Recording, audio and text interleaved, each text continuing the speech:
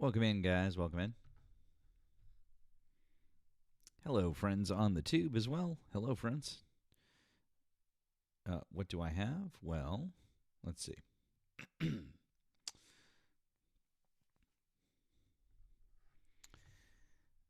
I was not super prepared. I was doing a little testing with Nemo. I was doing a little testing with Nemo. That's why a few minutes late, because we're trying out some new stuff potentially, which is kind of cool. So, very exciting stuff.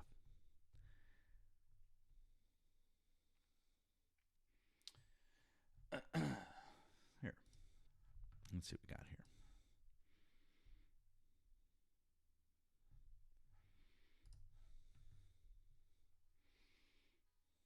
Nemo was up all night. I woke up this morning. I was like, what the fuck?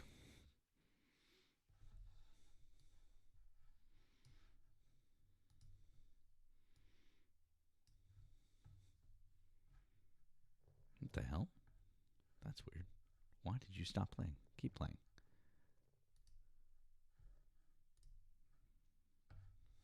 Strange. Anyways, Nemo is potentially a vampire.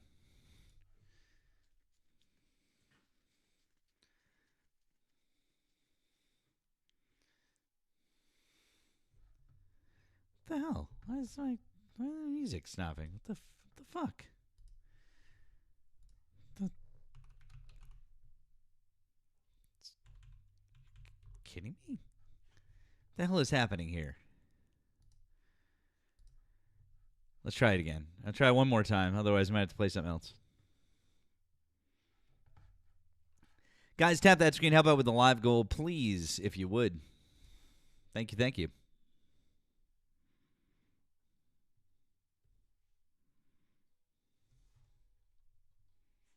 Okay, seems to be working now.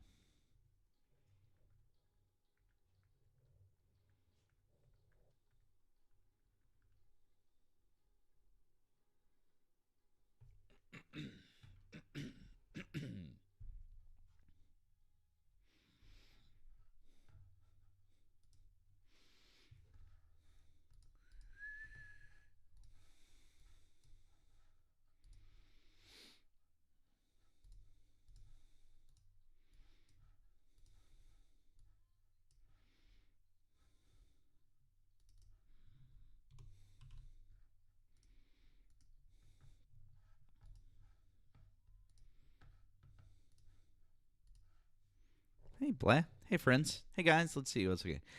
Birdie and Steve and Happy Hippie and CT. Hello, friends. And Christine. And who else we got here? I don't know. I'm just looking. Paige. Tally. Hello, friends. Hey, guys. Glad you guys are here. And over on the tube, who else we got? We got Cool Breeze and it's one of our members. Same as Soul of a Beer Can. Hello. Rainy in the Desert. Ruth. And our Milford. Hello. Hello. Hello, guys. Welcome in. Glad you guys are here.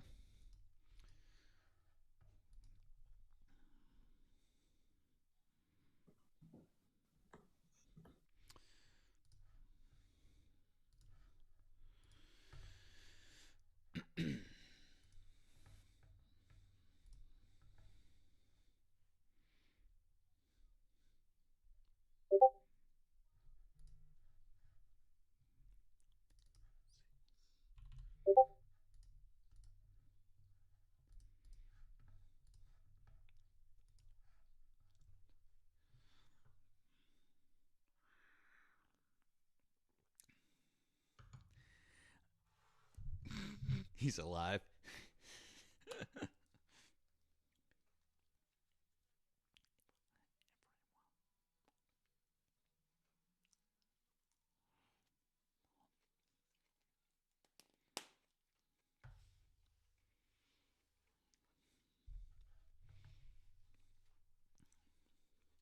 Guys, if you voted for Donald Trump, you can hop in the box and have a conversation. Or if you're over on the tube or on Twitch, you can call the number. That's right above my head. It's also pinned in the chat over there.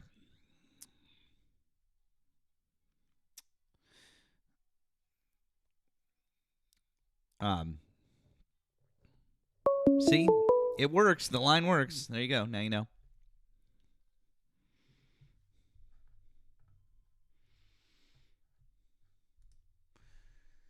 Let's see here.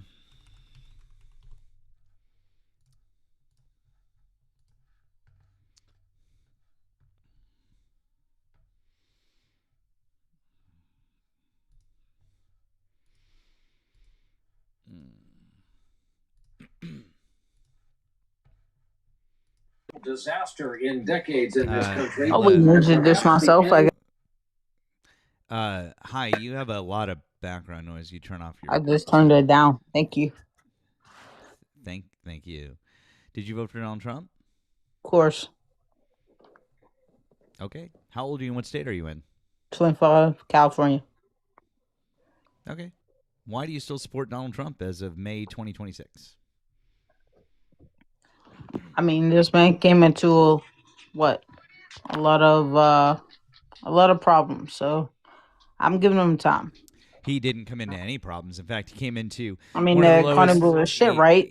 I'm so sorry. No, he literally came into one of the lowest unemployment The rates. economy was shit, right? I'm so sorry. I was talking. Don't be rude. What was I? I'm sorry. Don't be a rude little bitch. Okay, thank you. You Anyways, asked me a question. excuse me. I was talking. Don't be rude. What was I? I don't give a fuck. No one cares. Anyways, what I was saying, the economy wasn't in a bad place. The economy, if you don't want to be here, leave. I'm just saying you're making excuses, basically. There are no excuses, hun.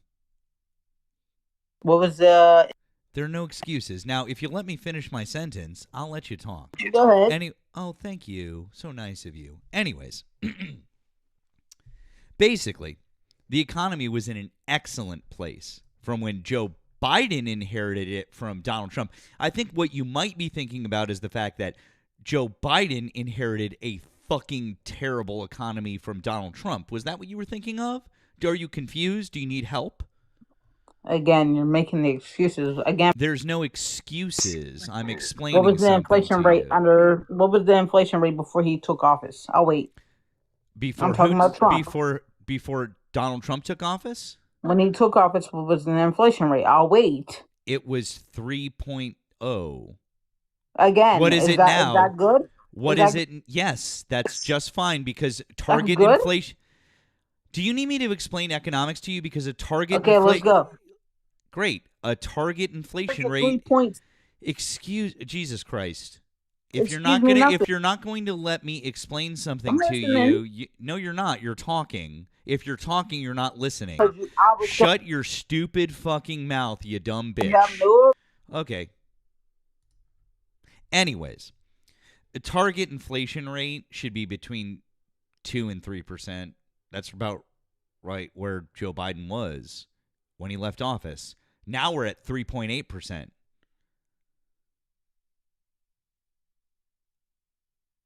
No, she's not a kid. She's just really stupid and really racist, and I just wanted to make fun of her for a minute.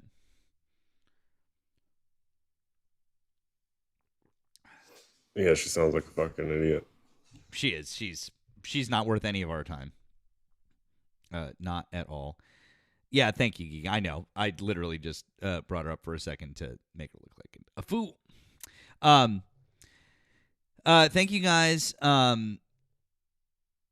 Thank you guys for being here. We appreciate it. Glad you guys are here. Sorry that we're a few minutes late. Nemo and I were actually we were testing out a little bit of new potential tech, little new format. Missy, did I see? Yeah, no, I saw. Missy, I saw. We were featured in a 46-minute YouTube video. A 46-minute YouTube video. Remember that guy I was telling you about yesterday, Nemo? That loser, the guy we talked about yesterday. Where I was like, real taxpaying American. Yeah, that guy. He made a 45-minute. He made a 45-minute video. I'll bring our friend Missy up for a second. He made a 45-minute video. He made a 45-minute video about us. And with the worst edits possible, like sitting in his car. I mean, it was. I think he's obsessed with us. I don't really know. He's definitely mentally ill. That's for sure. He's a little. I'm kind of worried. I'm a little like honestly, he seems to have, because he absolutely has a strange obsession with Charlie Kirk. And it's beyond just like, oh, I like Charlie Kirk. Like every single video that he signs off of, and like every single thing that he says, he's like, and God bless Charlie Kirk. God bless Charlie Kirk. Like we love. I think he prayed like, for me like 3 times. He said, dear Lord, take these demons from her, and she's mentally ill. And Charlie Kirk, I spoke to him from heaven, and I mean, he's lost in the sauce. Oh yeah, Nemo, no joke. It was. This guy's hearing voices. He's here. Having conversations. Hang on one sec. Hi, thanks for calling the stream. Did you vote for Donald Trump? Are you on there? Hi, thanks for calling the stream. Did you vote for Donald Trump? Yeah. Okay, how old are you and what state are you in? I am 60 and I am in Ohio. Okay, we're going to put you on a brief hold, and we'll be right with you, sir. Thanks. Okay. Thanks. But anyways, Mizzy, it was just like, it was ridiculous. So I just did a brief video back, and he clipped Nemo. He was on with me. I think it was like one night before you joined up. It was clearly like the very beginning of the live. It was like before you joined, like, because it was like the first 10 minutes or something. And he thought that he's like, look at this guy. Look at this jerk. And I'm like, Well, whatever you said really upset him, because the whole 45 minutes of the video is like, and all you did was clip that 10 minutes. Just that 10 minutes to make me look a certain way. I mean, he was big mad, but then he kept flipping it back to my live with him, my discussion. I'm like, how am I getting, mixed into all this? And then when he brought you up and you wouldn't turn on your camera because of where you were at, he lost his ever loving mind. So he really did. It was really funny. Anyways, hey guys, Yeah. if you're not following our friend Missy, you should drop Missy a follow. Missy's a good follow Thank for you.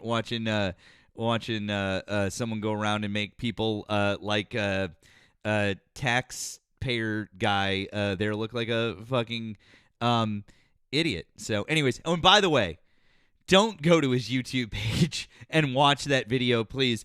He kept posting in the comment section of the first video he did. He's like, I posted a video on YouTube. I posted my response on YouTube. I posted a response. I'm like, and then I watched a video of this guy talking to Parker, and Parker literally admonished him, and he's like, you just came up here and you're just promoting your YouTube channel. Yeah, like all his videos are just of like Dean's lives, Parker's lives, and then he has yours, like this huge picture of you. And I'm just like, what? This guy's. Hey. I mean, listen, he said Charlie Kirk changed his life, so I'll take it. Facts. We'll it didn't play end well for Charlie Kirk. So we'll see how it goes for taxes. You never know. Facts. When we got a lull and we don't have a guest, I will play it. But Thank Missy, you for having me. I appreciate you, friend. I hope you have a good rest of your night. Okay. Thank you. You guys Take too. care. Bye. All right. Bye. All right. Let's talk to our guest. No, I will. We'll play the clip later. I promise. Caller, thank you for holding. For holding. We appreciate it. So you said you're 60 in Ohio. Is that correct? Yes. Oh, okay. Excellent. Oh, he kept saying it. Oh, I see. Okay. Why do you still support Donald Trump as of May 2026? Let me see. How about no tax on tips, overtime, or Social Security? I'm now bringing home an extra $600 a month because of no tax on overtime. That's not how that works, sir. And yeah, it is, and it goes up to 20 when you sir, make it. I'm sorry, sir. No tax on overtime is a credit. So you only get it when you file your taxes. You don't get extra money back per month. That's not how that works. Same thing with no tax on tips. It's a tax credit.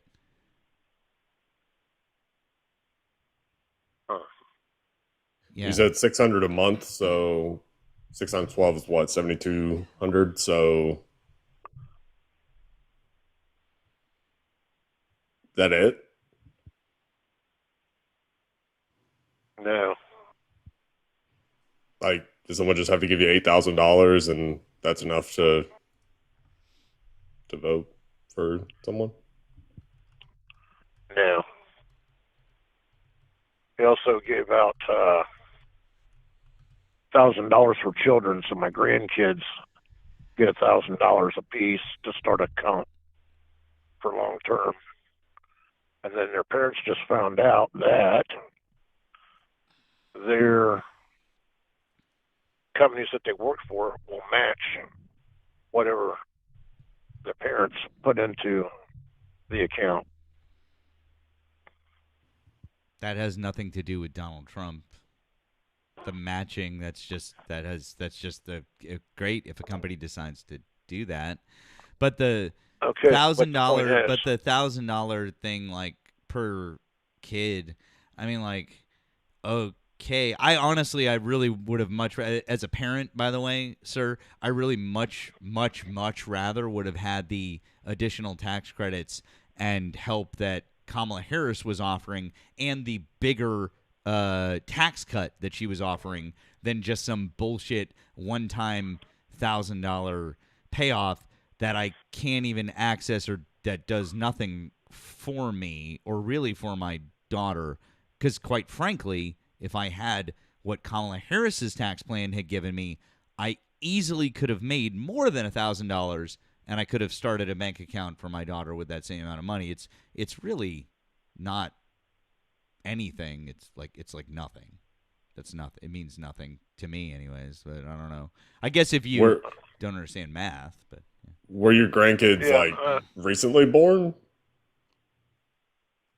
Well, you got 2 and 3. Oh, they don't get those accounts. Are you talking about like the what's essentially baby bonds? That's what they're called. People were calling them Trump accounts at one point. Yeah. Yeah, I'm pretty sure that they are not eligible if they're 2 or 3. Like, the math doesn't work there. They have to be born between January 1st, 2025 and December 31st, 2028. So unless they were born then, they do not get a Trump account. So, yeah. So were they born in 2025? No. No, yeah. So they don't get a Trump account.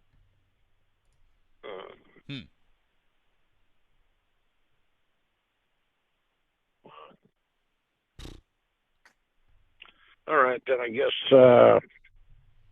let's see. What else? Let me throw a really good one in there.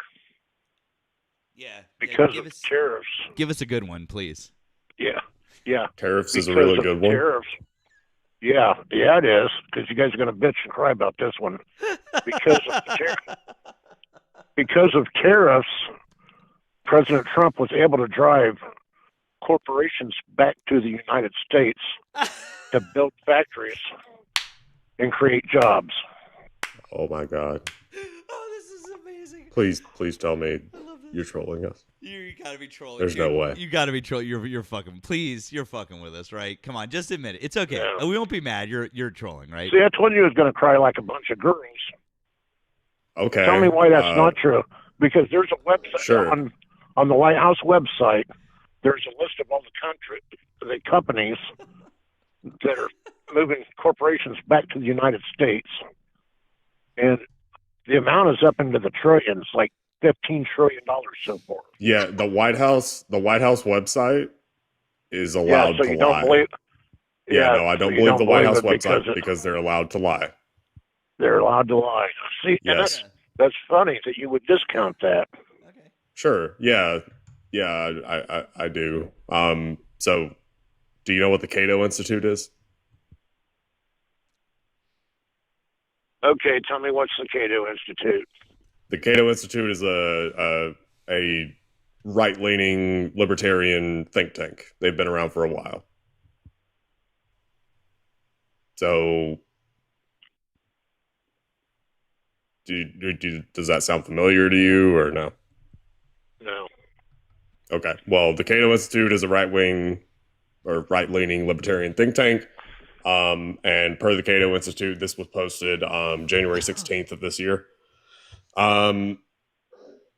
Since the tariffs were put in place in April of last year, so that would April 2025, so a little over a year ago now. Since that point to January, when this was posted,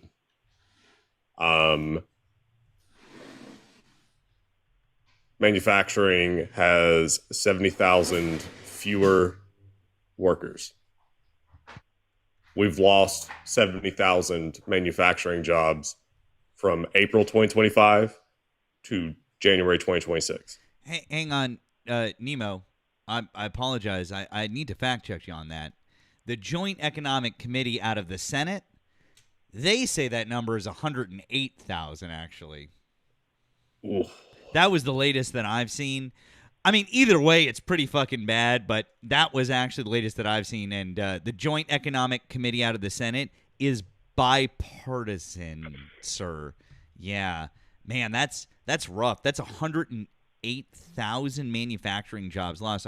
But I thought we were bringing those back, Nemo. Oh, that's weird. Well, that's pretty damn funny. While you're fact-checking yourself, how about all of the jobs that have been created from January of this year that have exceeded expectations by 2 to 3 times?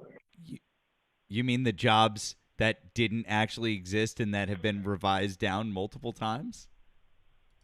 No, these are actually jobs that were created from nothingness. They were created from nothingness? Yes. Which report are we citing? It's the Labor and Statistics Department The of last Labor jobs and report Statistics. for which month? January, February, March, and April. In all 3 months, they recorded 3 to 4 times jobs than what was expected. Uh-huh. How did last year go? So in January, I think they projected that there was going to be 50,000 jobs created, and then it ended up there being 155,000 jobs created for January. The same thing happened in February, where they projected, and then the outcome was like 2 to 3 times that, and that's happened every month this year so far.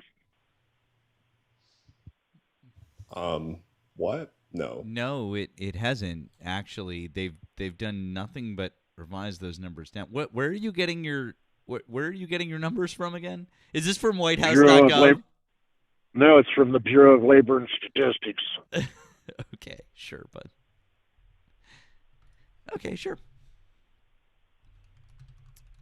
It's the numbers that have been reported everywhere. I know that it probably just doesn't meet your what the hell do they call that nowadays? Facts. It doesn't narrative. match up with match up with facts. It doesn't match your narrative. No, we So don't need a no, way. sir. I'm sorry. We don't need a narrative. See, we're not the ones who came up here and lied about literally every single thing that we started off with. See, for example, you lying about the fact that you're getting extra money in your paycheck. Because like that's not a real thing because the thing you were talking about was a tax credit, or you lying about the fact that your grandkids were getting Trump accounts because they don't even qualify for a Trump account. You literally just like kind of like lied about shit to fit your own narrative. So if we're gonna talk about like fitting a narrative, first off, we should probably start with the fact that you don't seem to be living in reality when you're telling us things that don't actually exist. So let's just chill with the fitting reality shit, okay, my friend? But if we're going to start there, why don't we start with the fact that no one has had more job revisions down now than Donald Trump, and he actually fired the head of BLS because he didn't like the fact that they were revising job numbers down, and the new head of BLS is still revising job numbers down. You realize that, right? They are not revising them down. Really? They did. So in February, they weren't revised down by 23,000 jobs?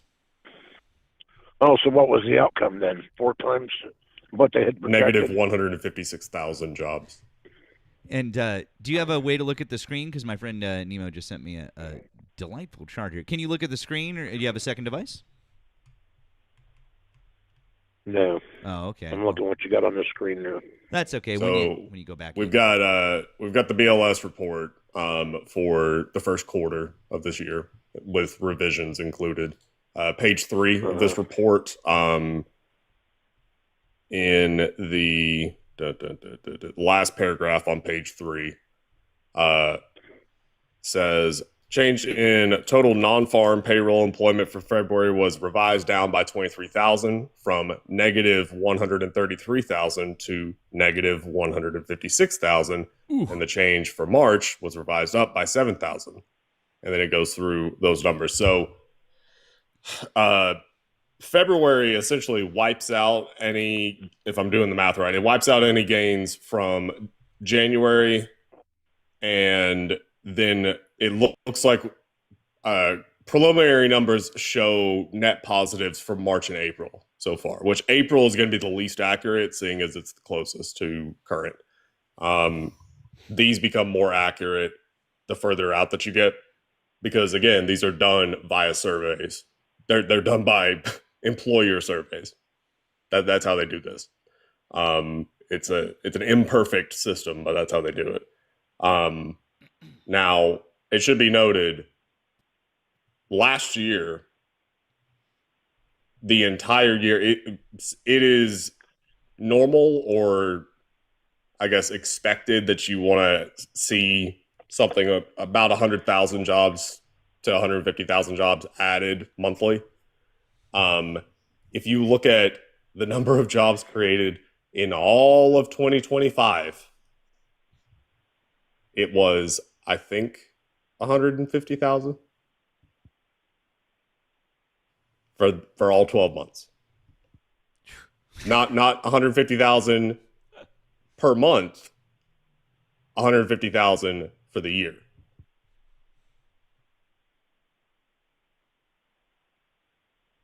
Okay, so then when you just got done saying earlier that he's already lost 120,000 jobs, so I guess it's actually a net positive.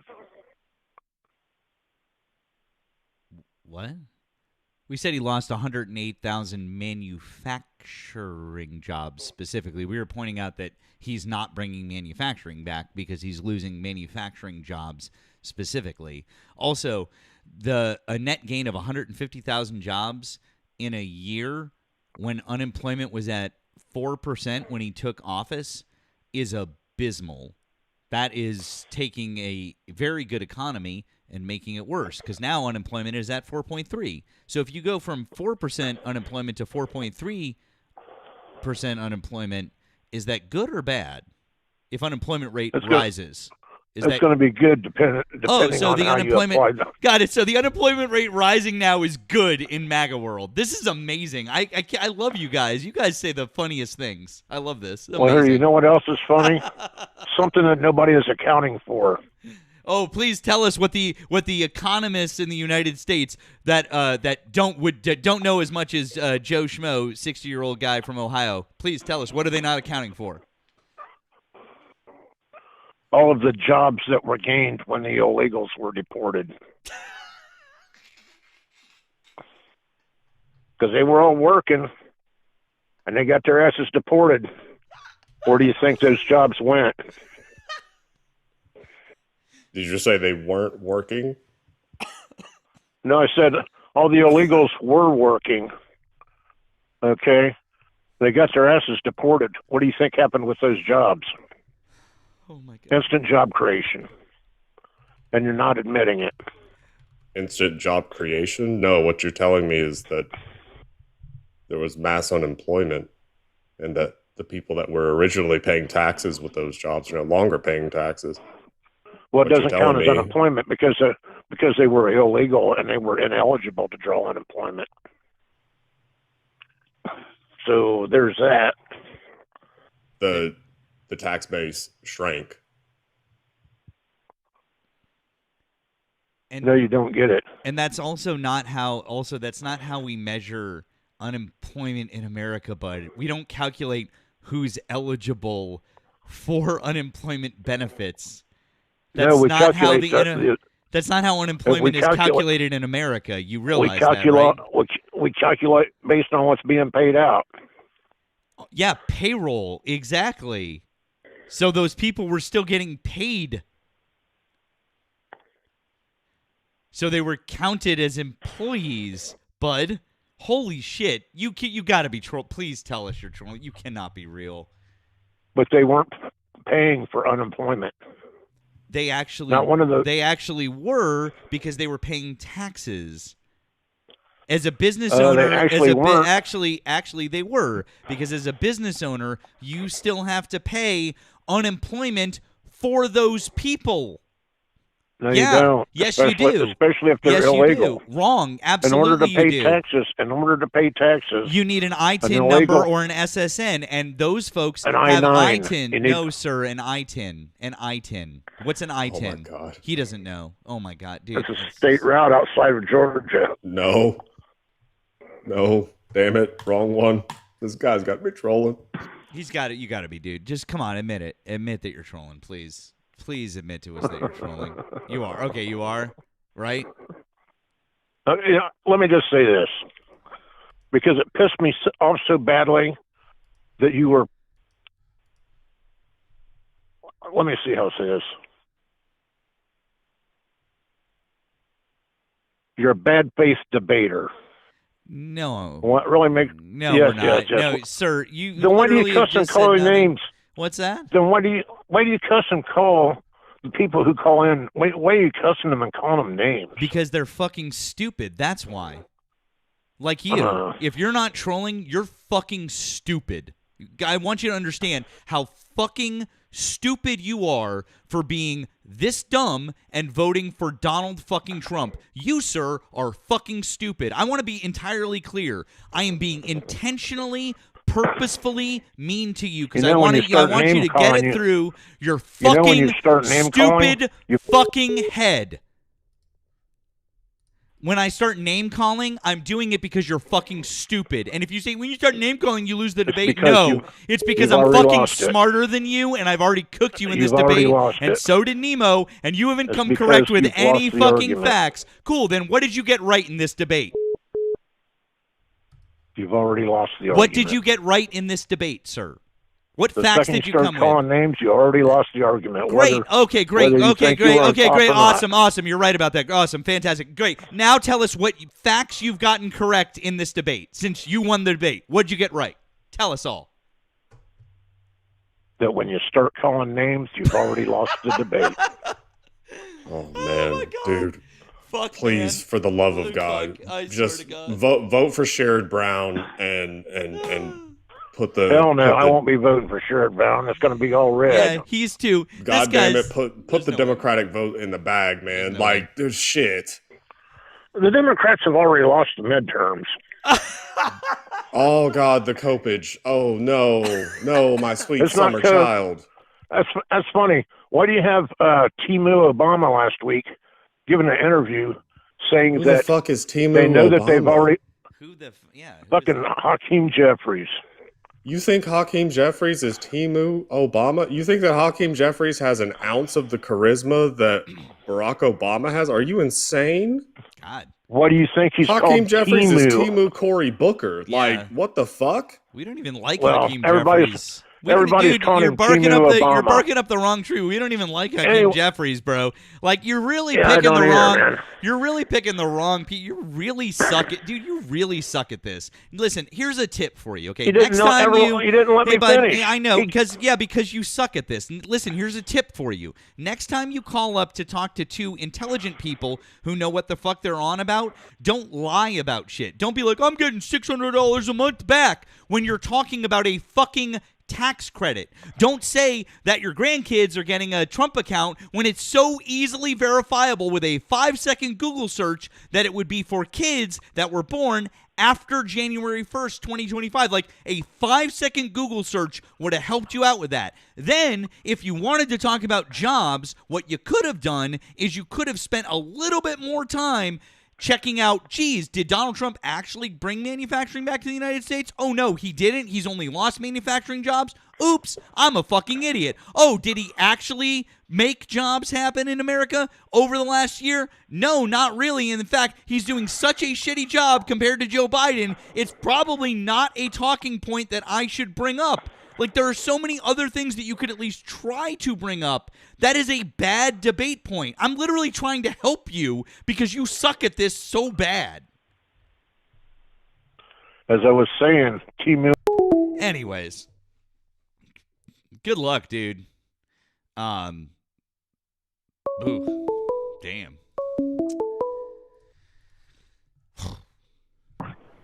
Hi, thanks for calling the stream. Did you vote for Donald Trump? Hello? Hi, thanks for calling the stream. Did you vote for Donald Trump? Who is this? This is the stream. Did you vote for Donald Trump? Yeah, I voted for Donald Trump. You guys done arguing with an old man? How old are you and what state did you vote in? I'm 26, and I voted in Florida at the time. Okay. Why do you still support Donald Trump as of May 2026? Well, I don't support men transforming into women. I don't support being forced to get vaccinated. I don't support all the social policies and implementations liberals like to legislate. All the social policies. I also support putting America first. What does that mean? I support lower taxes. I support what does putting America first mean? If we have taxation, that we're at least represented properly. Okay, and, so you're not going to answer the question? We don't pay a bunch Okay, you're not going to answer the question. Cool. So putting America first, you're going to have to answer that question as far as lower taxes. We literally had a tax plan that would lower the taxes for the middle and working class and raise it for the rich. And you want to complain about Kamala higher Harris taxes. Had a tax plan just like Mondami in New York. It's working out really well. That was a weird attempt at a pivot. What? It sounds like you didn't know about. It sounds like you didn't know about Kamala Harris's tax plan, which I mean, it's not really surprising because it sounds like you're kind of a low information voter. So again, I mean, I promise you, I'm going to keep talking over you because it sounds like you're not listening. So again, dude, if you want to have a conversation, we can do that. Now, can you please explain what America first means? Yeah, it means supporting people who are born here, natural citizens, and not illegal immigrants, and not Somalians. Cool. Cool. And a bunch of immigrants who come here and try to live off of the land that we had built. Live off the land? Oh, God forbid. So again, I mean, getting free land, free housing, free food. Where do they give free land? I need some. Yeah, I mean, they were being facilitated into this country by the Red facilitated. Cross. Amazing. Yeah. Wow. I'm pretty sure you need to learn how to use were words they not properly. Being invited in this country? They were being handed. No, down. they weren't. They literally weren't. They were not being invited whatsoever in this country. But again, dude, no, they weren't. Again, you said that we should support our citizens. Are you against illegal immigration? Are you having the same conversation that we're having right now? Are you pivoting? I'm not. I'm literally trying to stick to the original point that you made, which was that America first means to support our citizens. You're not listening again. Stop. Hey, Kyle, can you please stop? My name's not Kyle. Oh, well, you're acting like one. So again, dude, can you please? You know what's funny? Engage with the discussion. Met a liberal in the gym. Huh? Bro I've was never just met a liberal in complaining the about gym. pivoting, and in the middle of your sentence, Nemo, he just out of nowhere goes, "I've never met a liberal in the gym." Jesus Have you fucking guys Christ, ever been dude! to the gym? Can you like stay on topic, please? We're trying to Well, you're not have a answering my discussion. question. Do you No. support illegal immigration? Cool. Anyways, we're gonna keep talking about the thing that we Pivot. were Keep talking pivoting. about. That's not a pivot. Anyways, are you okay, dude? Well, we'll just move I on to can someone pivot else as well. if you can't we have could a pivot. conversation. We're not. Oh my God, dude! Should we Do you just move on to support talk to illegal someone immigration? else, Say dude? yes We've or got no. like 1,200 Yes or no. people here trying to like. The yes or We're no trying to have question. a. Do you support What's that? illegal immigration? What's that? I can't hear you. What? Of course you can. No, I can't hear what you're saying. Are you- What? The dick in Are your you mouth. indoors? I'm Do sorry. you The have a dick. mask on? I'm sorry. What? Can you take the dick out of your mouth for a second and speak a little clearer? What are your pronouns? What was that? I can't hear you. What are your pronouns? What? He, him.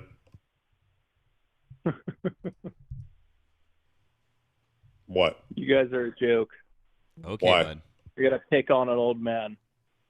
Would take on it. I mean, he was doing better than you are right now, dude. Was he?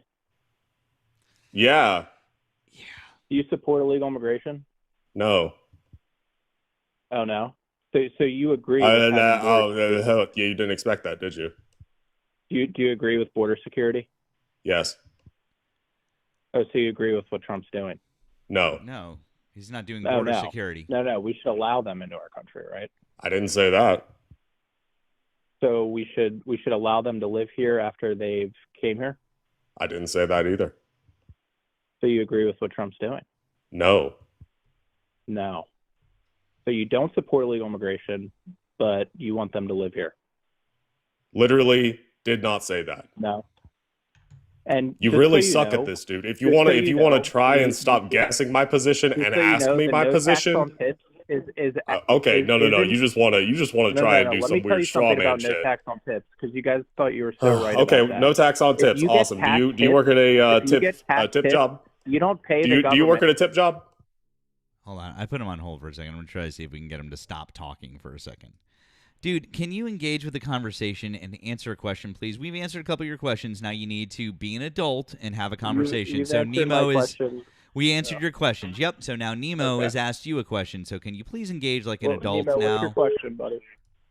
My original question was regarding America First because this the stupid no tax on tips thing is just a really dumb talking point. So as far as the America First thing, you think said if I that. get paid cash, Oh my that I God, have to you're that type of deduct guy. it Like every year? you really do blow your load like in 10 seconds, don't you? You really have zero self discipline. I'm not a liberal. Okay, so then you're confirming what I said is true. No, I'm not confirming. You're I'm not attracted to denying. women. Thank you. Okay, cool. I'm So attracted to again, women. like zero self discipline. Can you be quiet while other people are talking? All right, stop with the ad hominems. I'll stop and Spell you that. ask the question. Spell it And for then, me. And then I I follow want you to up spell with, that for me. Spell what? Ad hominem.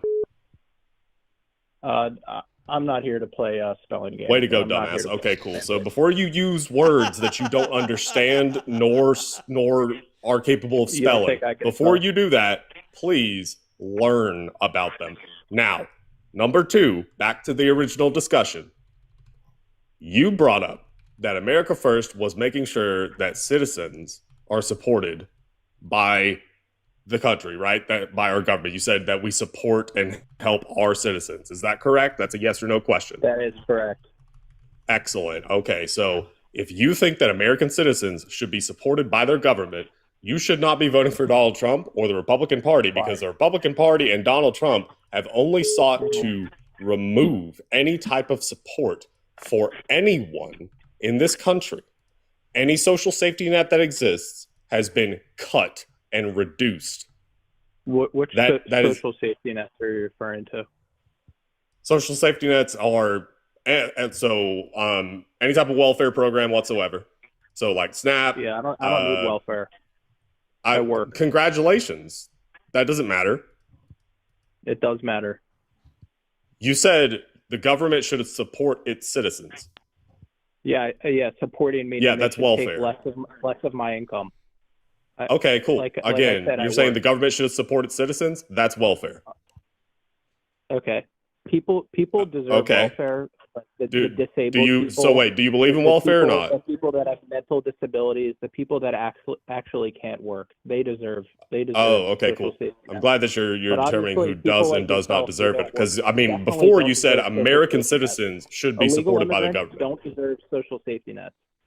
They don't get them. Social So Security again, is going to dude. run out. I mean, Cool. 70 to 80% All of right. Social Security, Okay, dude. Social Which Security thing do you trust want to will talk run about? out in the next 10 years.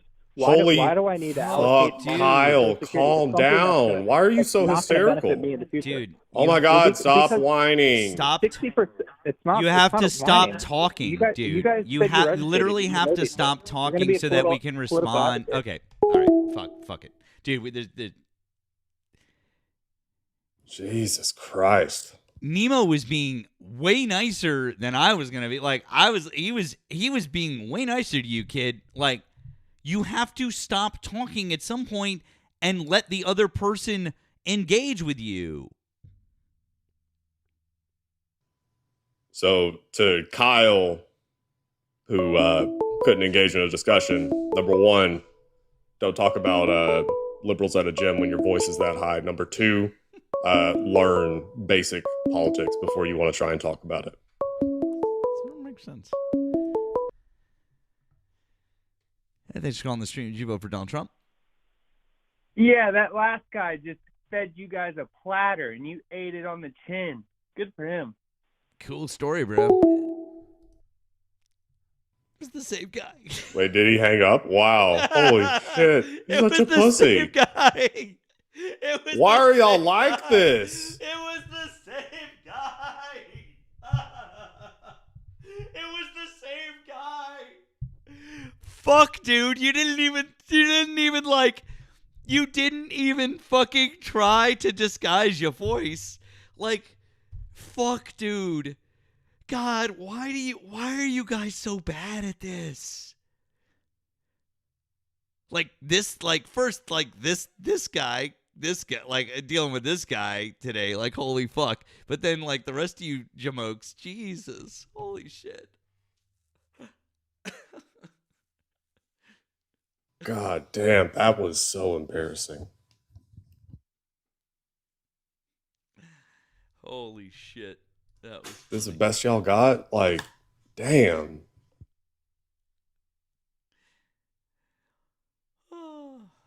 all right. Can we just have like one red hat who can pass a basic citizenship test?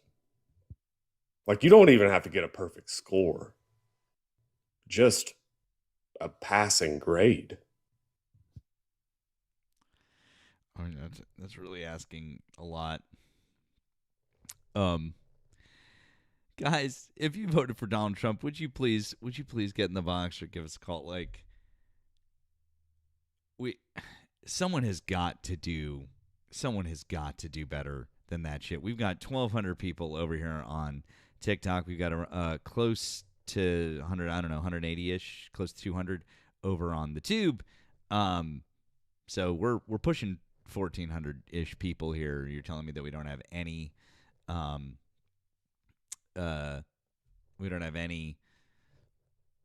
Trumpers. That pick is that schlub who is trying to like start a TikTok beef with me. I don't know. I've decided to take a page out of our friend RJ's book. Okay, so this is my little homage to RJ. Which, like, normally I just would have like shrugged off that guy. I was like, no, I'm gonna make a little video back to, and then he does RJ does this shit. He'll like put someone's like pick up and be like they're afraid. I was like, that's fun. So yeah, good times. It looks like am I right that his mustache doesn't connect? It's not so great. Also, his beard is, number one, his beard is uneven, and somebody needs to tell him that beard combs exist. Yeah, you got to be diligent with the beard comb.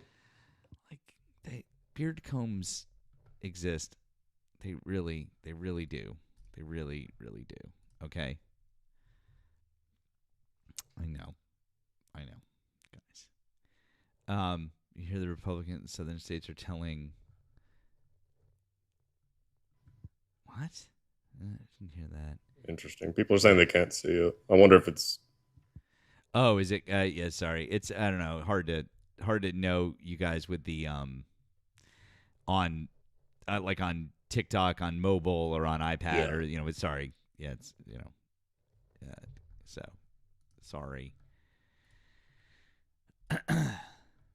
Once again, guys, if you voted for Donald Trump, get in the box or have a conversation with us. We'd like to have a chat with you, or give us a ring. Yeah, it's that guy. It is that guy. Breaking: the CIA just raided Tulsi Gabbard's office. What the fuck? Huh?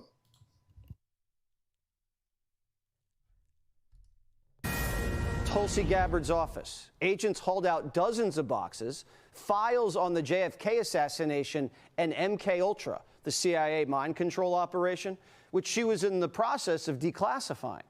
Today's whistleblower said it during his deposition, and Congresswoman Anna Paulina Luna confirmed it moments ago.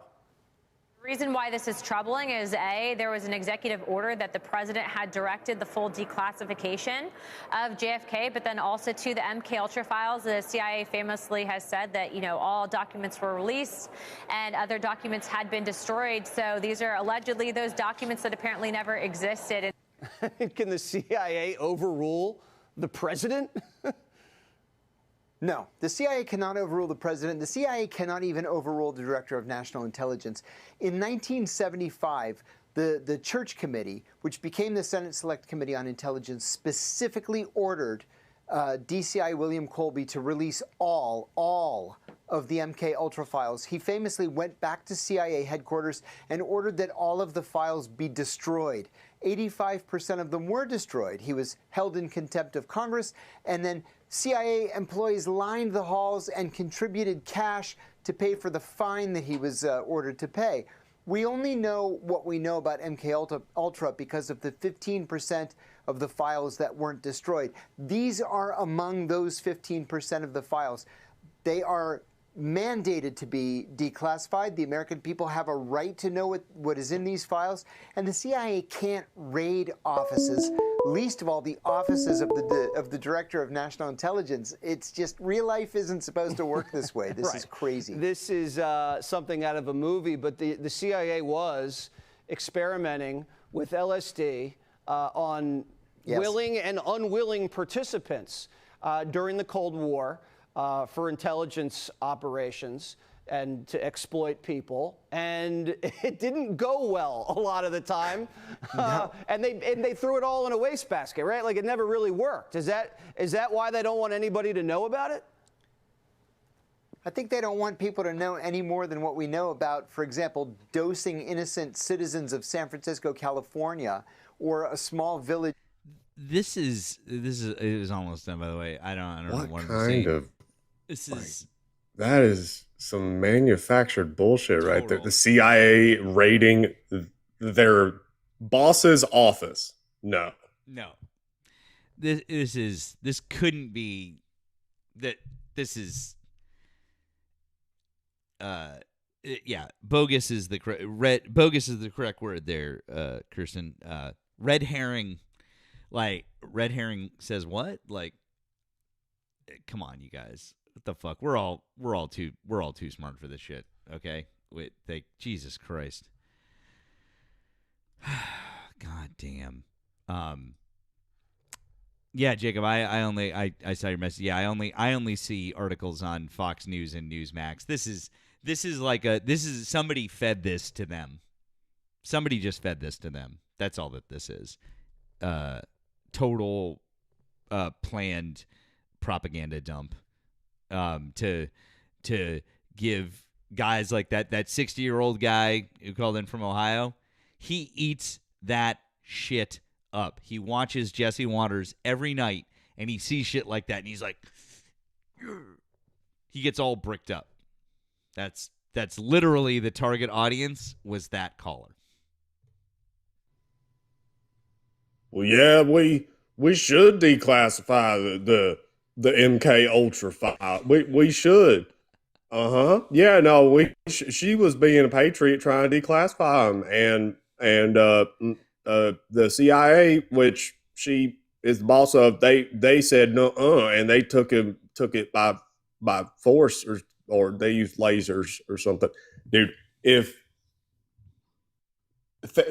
especially MK Ultra, like Jesse Waters hilariously, like, actually I don't even know if it was him or the other dude. One of them mentioned it in passing, which is that the CIA destroyed the majority of MK Ultra files back in the 70s. All that we have of MK Ultra is what was not destroyed. Do you think that there would be anything still classified? No, they destroyed anything that we don't already have. God, you gullible chuckle fucks. Legitimately. Like, what the fuck? Oh, my God.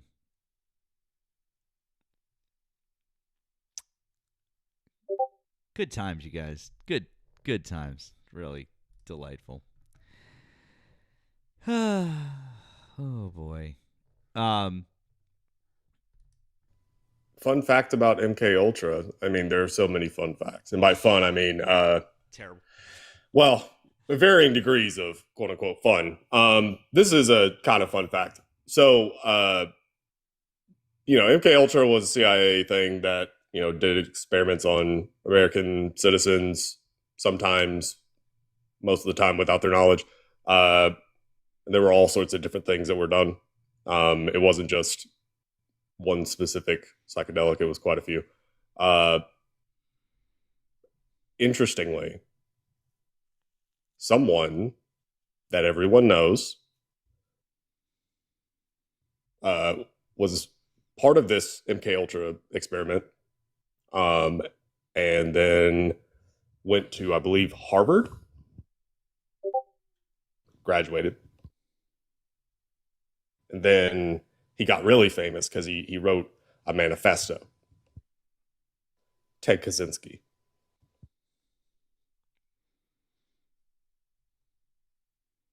You guys know who Teddy is, right? You guys know? You know? Yeah. Second favorite Teddy. It's the Unabomber. Thank you to Betty over on the tube for the $2 Canadian. Thank you, friend. She said, insulting me for saying 2 + 2 = 5 means I win. Correct. That's basically where we're at. So appreciate that. CT said, did Ted Kaczynski go to Harvard? Yes. Yeah. He went to, yep, Harvard, did psychology, hilariously.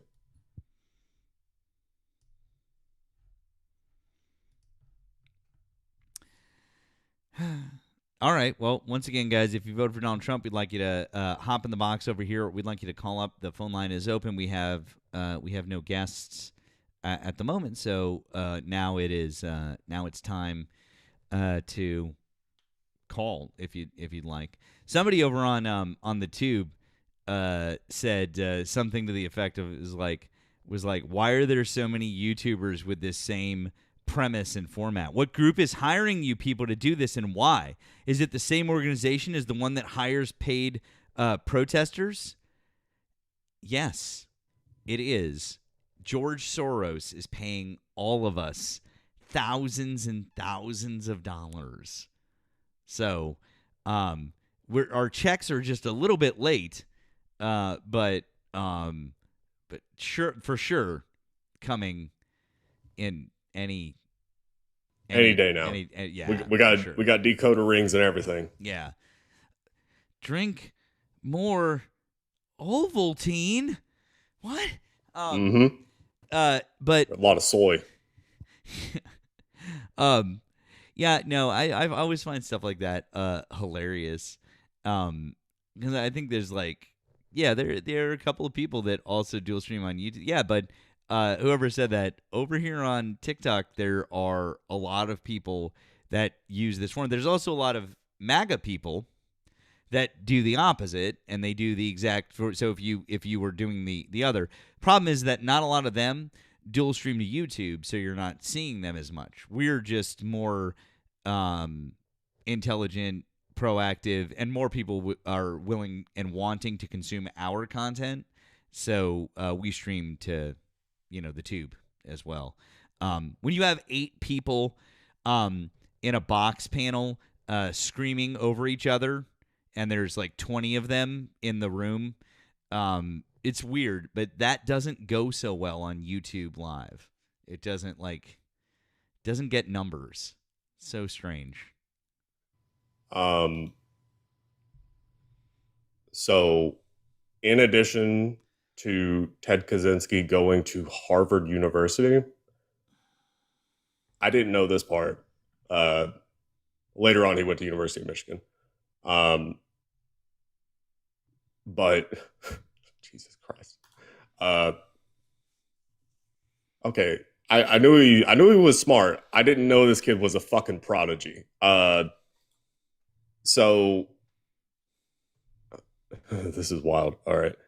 Throughout high school, Kaczynski was ahead of his classmates academically, placed in a more advanced mathematics class. He soon mastered the material. He skipped the 11th grade, and by attending summer school, he graduated, this would be high school, at 15. Kaczynski was one of his school's 5 national merit finalists and was encouraged to apply to Harvard University. While still at age 15, he was accepted to Harvard and entered the university on a scholarship in 1958 at age 16. A high school classmate later said Kaczynski was emotionally unprepared. They packed him up and sent him to Harvard before he was ready. He didn't even have a driver's license. God damn. You hate to say it because of what he did, but Teddy was, he was a smart guy. He's fucked up, but he was an intelligent person. Oh yeah. Yeah. He was a very intelligent person. He was definitely obviously unaliving people is bad. His manifesto's, it's long. I don't know. I would encourage people to listen to it on audiobook, not because I can't remember. I don't think he encourages people to unalive anyone, but in his manifesto, he talks about some very interesting things related to society that are almost prophetic in how the ubiquity of technology has only served to further isolate us by making us closer together. It's crazy. Mind you, this would have been in the 90s when he published this manifesto from his cabin in the woods. It was, oh man, it was crazy. Oh.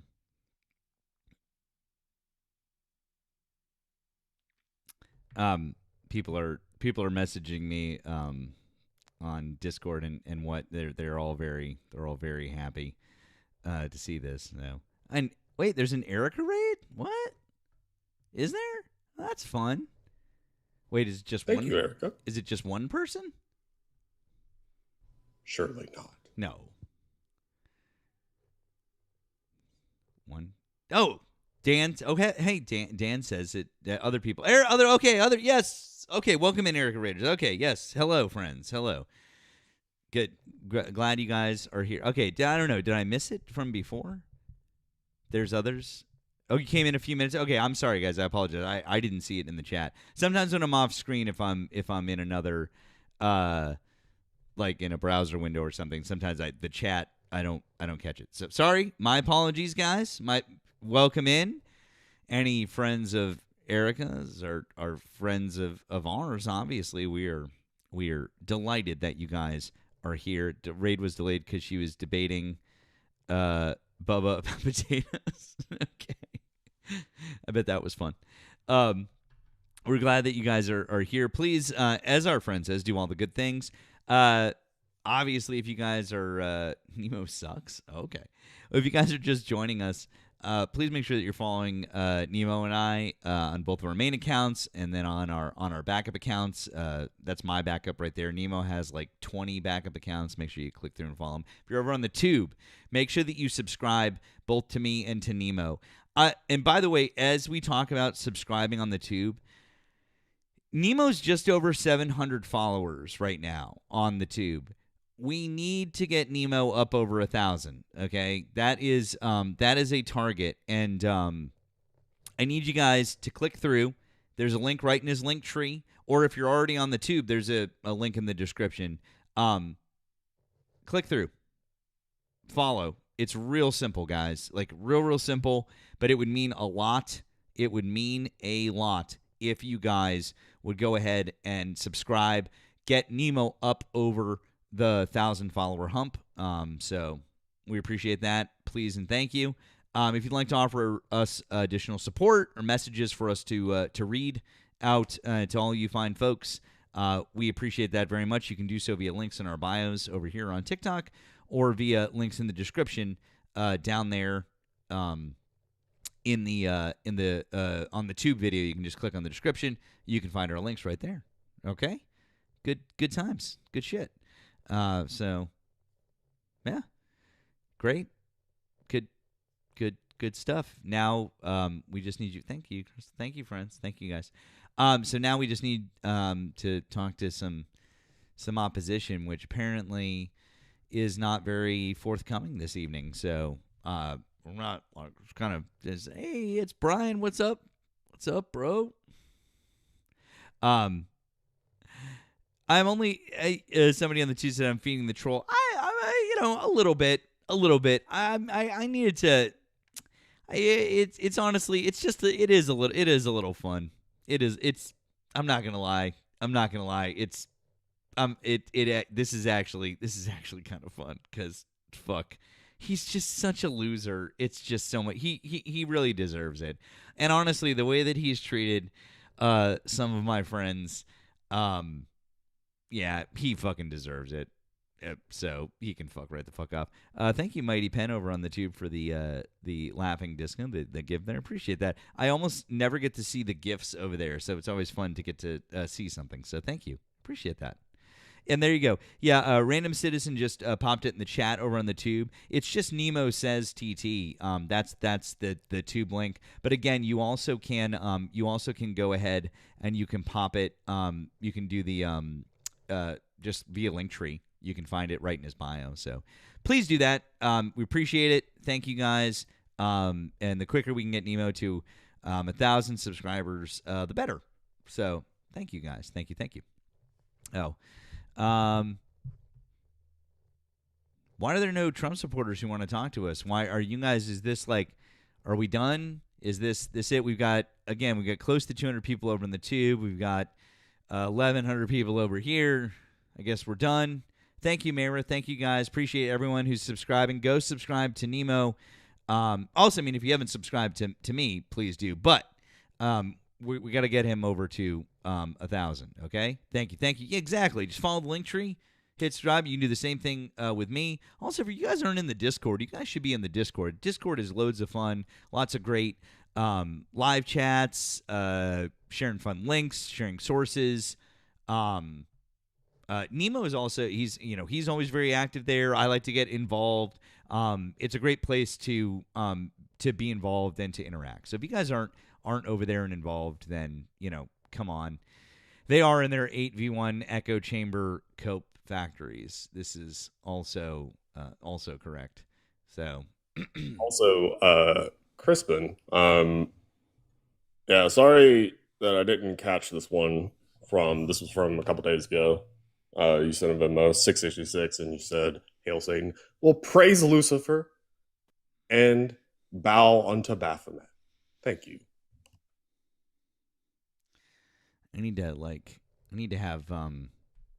gotta have a scene. I gotta have a scene queued up. I gotta be like ready to go. I gotta be like ready for that. Just be like, that's what we need. Oh, that's a good idea. Yeah. I did mention to you guys. Oh, we got someone in the box. Who we got in the box? What's in the box? I don't think so. Lauren?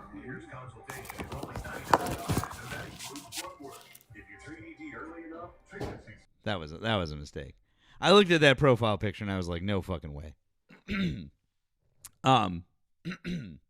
So praise Lucifer, he's more innocent than Trump. You're goddamn right he is.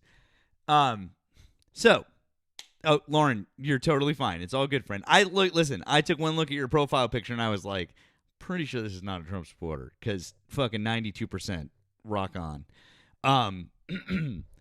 Oh wow, 987 fans in the fan club. We're getting close.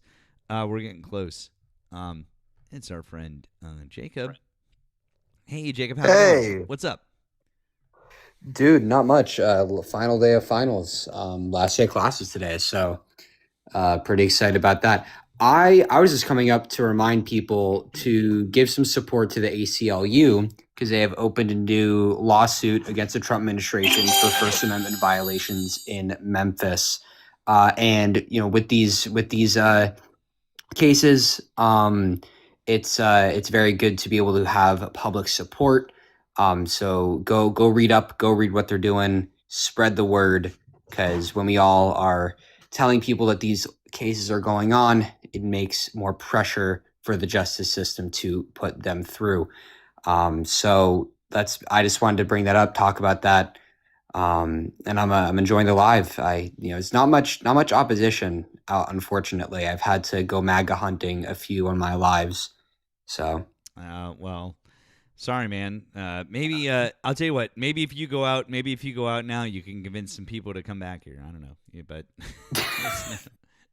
I don't know. They're just like not around. I go on to like the For You page and I search around for like actual MAGA lives. It maybe takes me like 10 minutes of scrolling to actually find one. And then when I do, it's like 8 people. They're all just muting you, won't let you speak. It's exhausting. They think we're bad with the muting, but God, it's even worse. Like, phew. No, it's bad news, dude. It really is. So, yeah. Yeah, I did want to ask, does Taxpaying American go live anymore? Because I haven't seen him. Like, I've been trying to go on his lives. Is he out here? Like, where'd he go? He's been, I don't know. He was like, I don't know. I think he was using someone else's account or used it back. I don't know, whatever. It was something. I don't even really know. I've never seen that guy before. Which is weird because it seems like other people know him, but I didn't know who he was, so I don't know.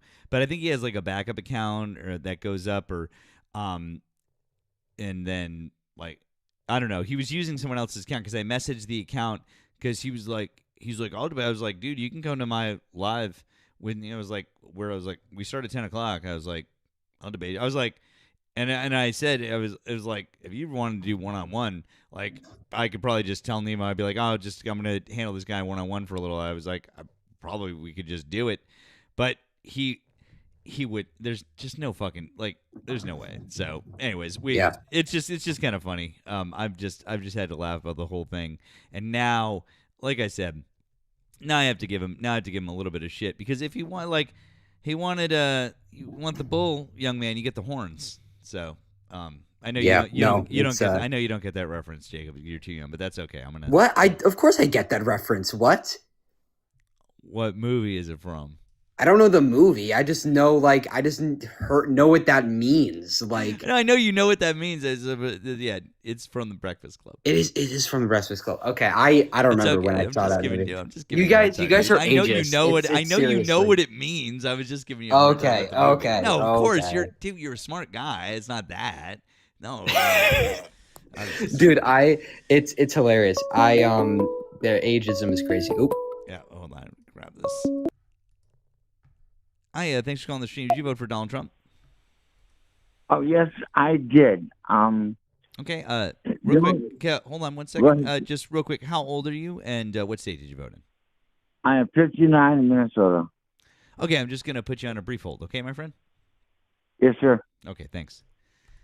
Yeah, but, I mean, it was just, yeah, but that's all, man. I was just giving you a little shit for that. So, but No, Jake, no good, all good. But man, I appreciate you coming out. I'm gonna hit this with news so that we can keep the panel light. But I appreciate you, friend, and of course, and of course. good luck with finishing up finals and everything. Okay, congratulations. Yeah, man. I'll talk to you later. Okay, bud. I'll talk to you, everyone. Oh, wait, Jacob, hold on. Before Jacob goes, can everyone drop Jacob a follow, please? Jacob goes lives oftentimes during the day. You've seen me up on his live. You've seen our friend Erika, British Erika up there. You've seen other. So please follow Jacob. Okay, I appreciate you guys do that. All right. Thank you, guys. Appreciate it. All right, catch you later. All right, let's talk to our next Trump supporter. Okay, sir. Thank you for holding. You said you were in Minnesota, and how old were you again? 59. 59. Okay. Why do you still support Donald Trump in May of 2026? Okay, I did, and I kind of still do. This whole war thing. Okay, this is point blank honest. We own Florida, right? Florida's an American country, right?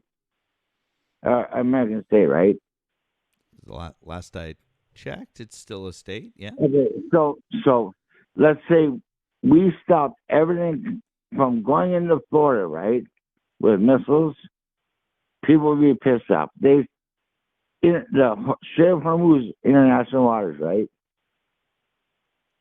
The Strait of Hormuz. Okay. Yeah. So they are stopping. They're shooting our stuff. This is not right. I'm a combat veteran. I've been deployed twice, and my brothers and sisters. This is what sucks. We're gonna put boots on the ground. You know that, right?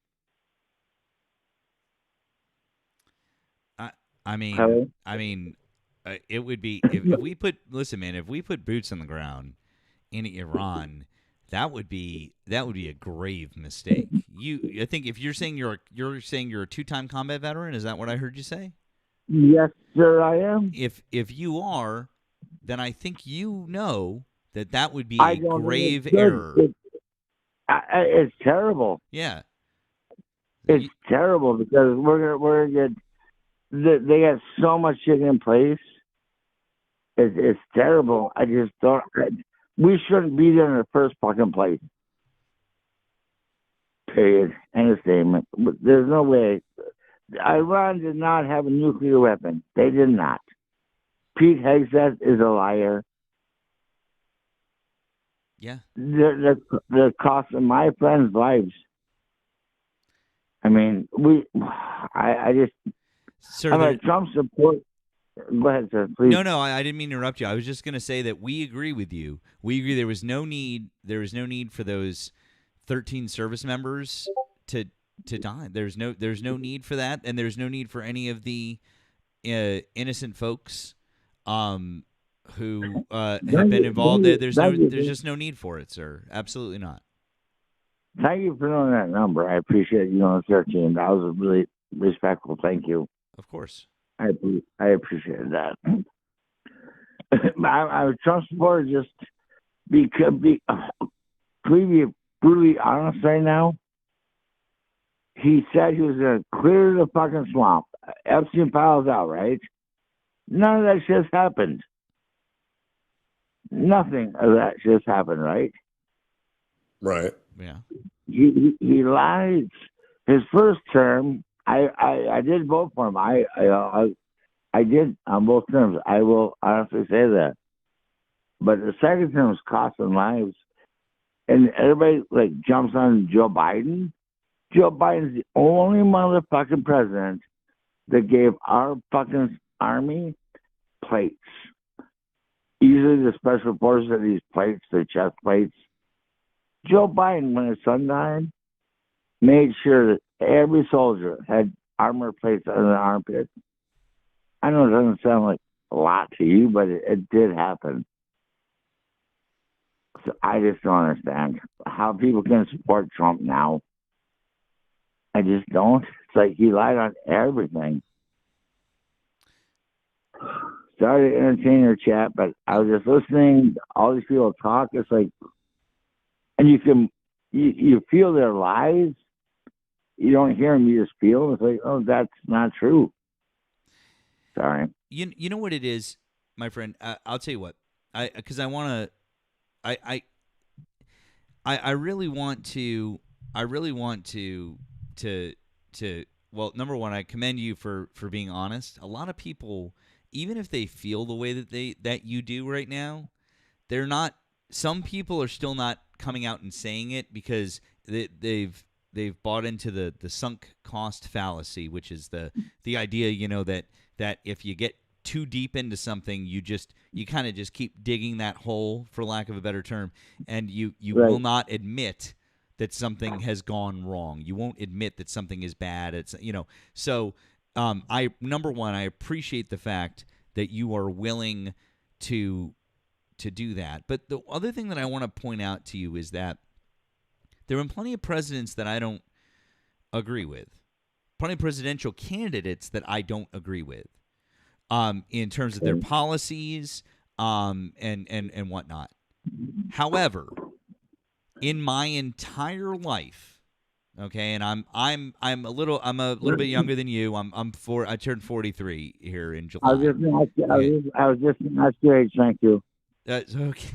Well, I was just gonna say I'm a little, just a little bit, okay. But in my 43 years, and every president that I've seen from Reagan until now, I've never thought that a president or a presidential candidate, I'll even add that caveat in, I've never thought that a president or a presidential candidate didn't want what was best for America until Donald Trump. Okay? It was like when John McCain was running against Barack Obama. I wanted Barack Obama to win, but John McCain, when a woman stood up and started saying lies about Barack Obama, saying that he's a secret Muslim and this and that, he walked over to her, he grabbed the microphone, he said nope. He said, we have disagreements. He goes, but he's a good man. He's a Christian man. He's a family man. He said, we're not gonna do that. That is somebody who, he loves America, and he cares about America being a place for everybody, and he cares about his country. Okay? That's important to me. And so even if we have a president that I don't support policy-wise, I've still believed that they had America at heart. But Donald Trump is the first person in my entire life that I've ever felt like that guy doesn't care about us. He cares about lining his pockets with money, making him and his family rich, and telling the rest of us to fuck off, for a lack of a better term. Correct. Back in the day, our Humvees, Joe Biden, and I like the guy, but I don't. But he's the only one that we hung chains. Our Humvees used to be like played on the floor, like every other car. Mm-hmm. Joe Biden hung our seats on chains. So when the impact came, we didn't get hurt.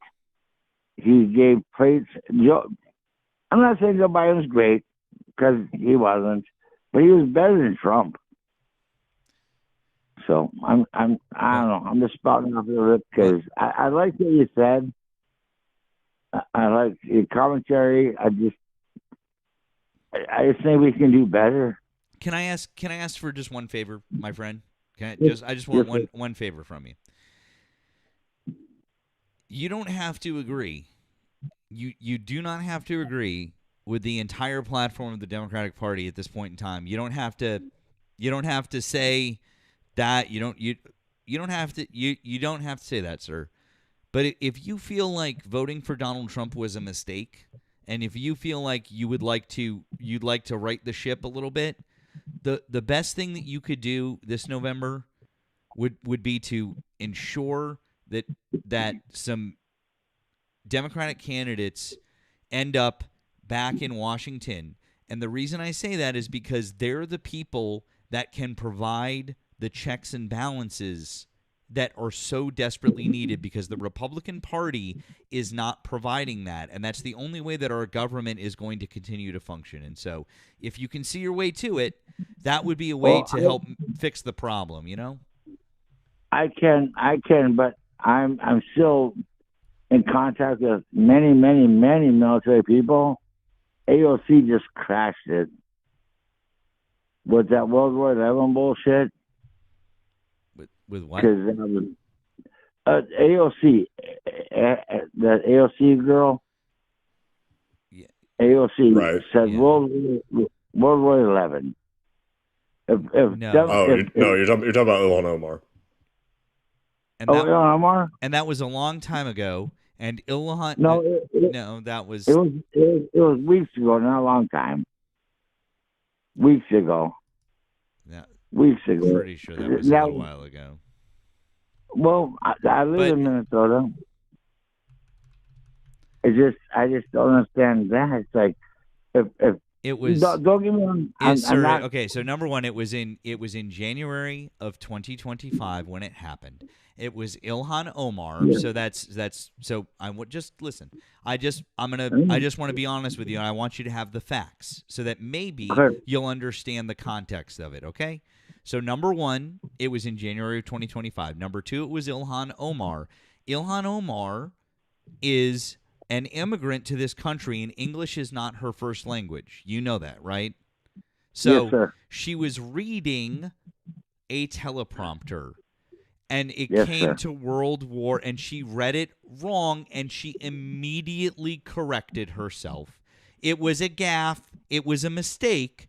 But she immediately corrected herself, sir. It was, and again, English isn't her first language. If you were reading something in your second language, if you learned a second language, you could be prone to make a mistake like that because it's not your first language. And again, she still recognized the fact that she made a mistake, immediately apologized on the spot, and said, "I'm sorry," and said and corrected herself and said World War II. So I mean, correct. Is it really Correct. that? How?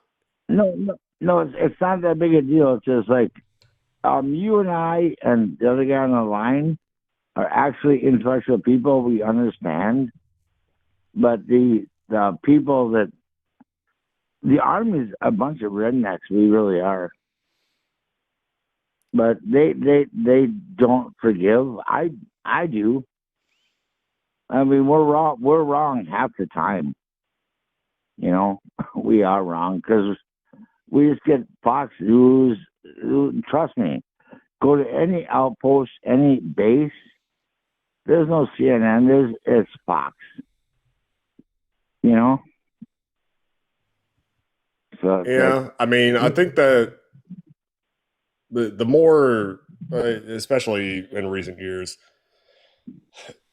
there is like, I guess, a conservative lean for the military, just like there has been for a while. That seems to be changing. And it has been for a while. There is still a lean. There's still a conservative lean for Republicans, but I'm sorry, for the military, but it does seem like it's not as overt as it used to be. Correct. Correct. I agree with you, sir. I agree. But both sides, and I'm not trying to be an asshole. I don't know if I can say that, an a-hole. But both sides are still, everybody in the military and the fodder is like, this happens here, this happens here. No one cares what happens to us.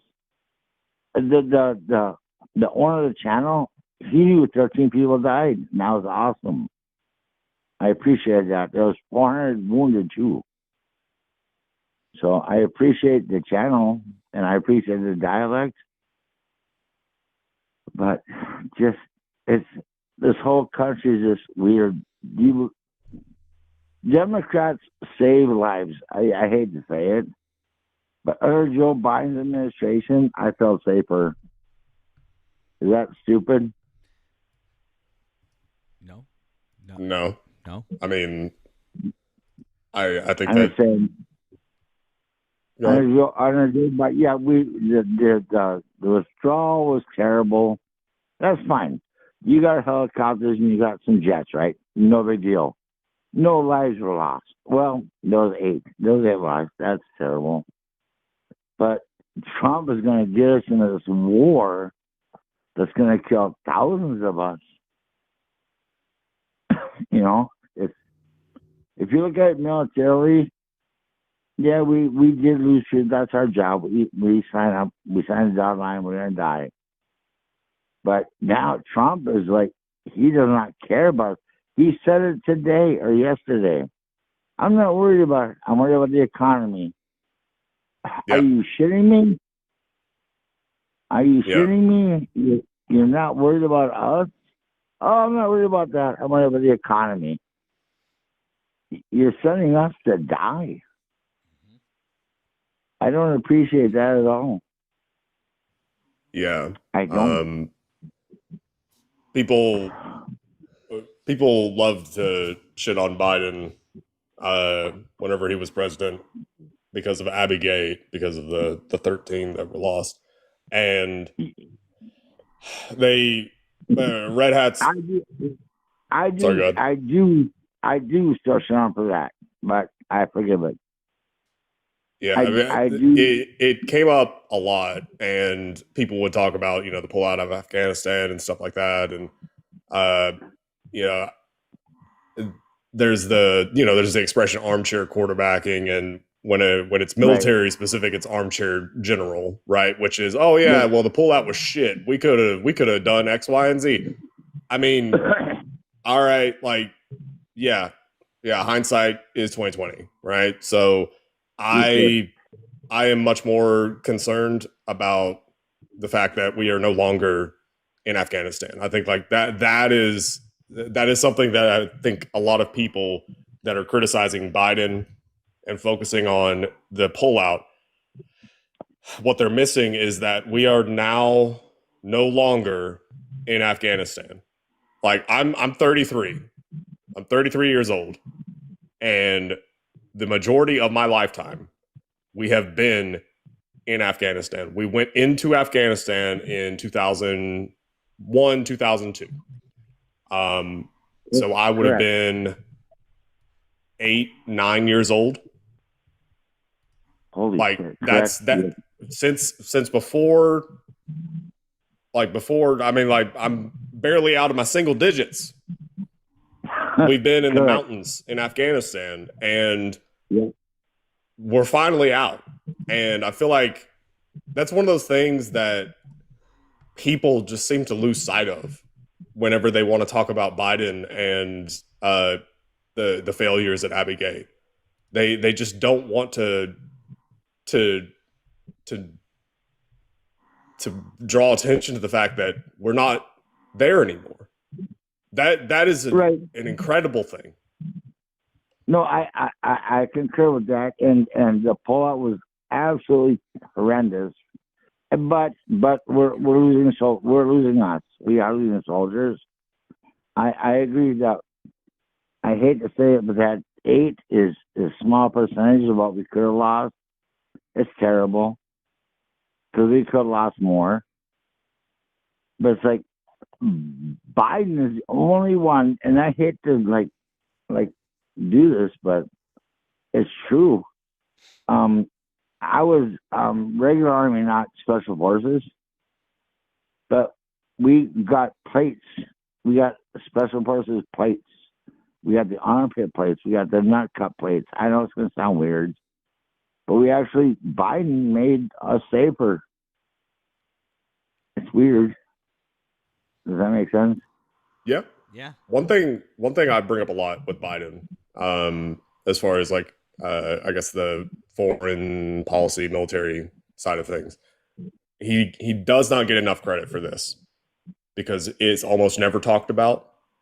And I wish that there was more interest in it from the people who have the capabilities that I don't, to get the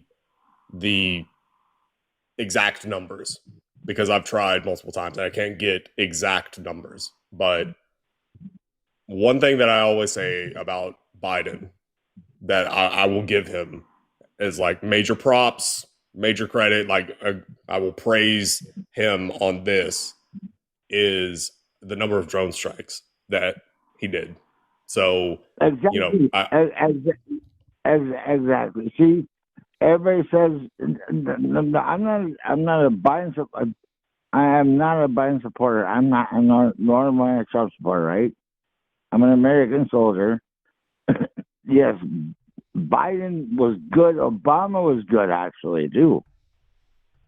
You know, Trump is just like abandoning every law that we have. I don't like that because now he's going to, oh my God, he's going out to Greenland. Are you shitting me? Now he's going to fucking invade Cuba. Are you shitting me? He's not doing shit. He's going to send us there. Oh, we're going to Greenland. No, you're not. No. And now we're going to go to Cuba. No, you're not. Come on. We used to have good presidents. We used to. Now it's like we're cannon fodder, and we're getting tired of it. We really are. Well, my friend, it's like what we talked about. It's like what we just talked about a few minutes before, right? Is that we've always had presidents, even if you disagree with them. I understand that you didn't agree with President Biden. That it sounds. I understand that, but I just want to ask you, and if you just answer honestly, so it's okay. Did you think that Joe Biden cared about America and wanted the best for the American people, even if you disagree with him policy-wise? Yes and no. He was the youngest person ever elected. So oldest, he had his shit together. You mean oldest? Yeah, he had his shit together way back then, and I really don't get in political stuff. I do now because the world has become political. But it's like Joe Biden was great. I know everybody doesn't. I don't agree with half the shit he did. I don't agree with half the shit Trump does. But it's like we need like, and this is going to sound stupid, we need like someone different in the White House. Like someone with a brain. Not, oh, I can do this. No, you got to work with people. I've had to work with many countries I've had to work with. It's like, I'm sorry to take your time up. I'm just rambling now, but thank you for your podcast, and you guys are awesome, but I agree with I agree with a lot of what you say, but I also disagree with some. Okay.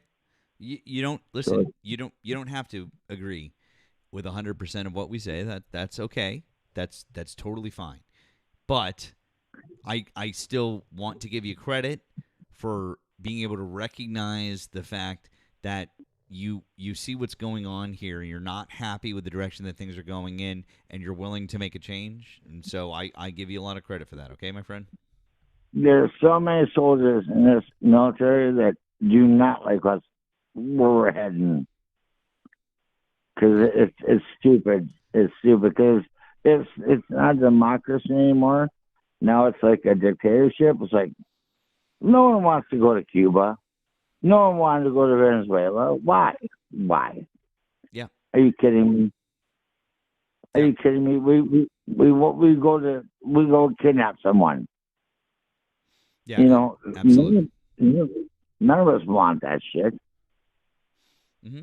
No, we don't. So, but listen, my friend, I'll let you go as we move on. But please think about what we said, and I really hope that you consider who you're voting for in November. Okay, think about righting the ship. Definitely will. You both have a great night. I'm sorry for taking up your time. Okay, you have a good one. Bye-bye.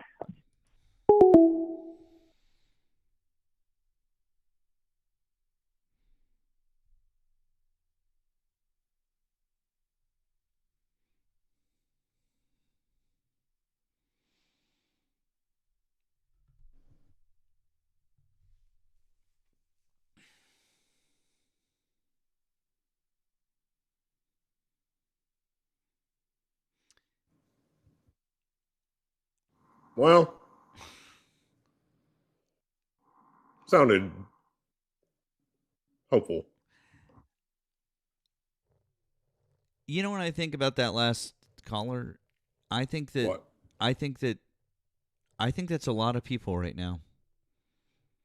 I think that guy is a lot of people right now, and I think that guy is saying out loud what a lot of people won't. I think it's just that they won't say it out loud.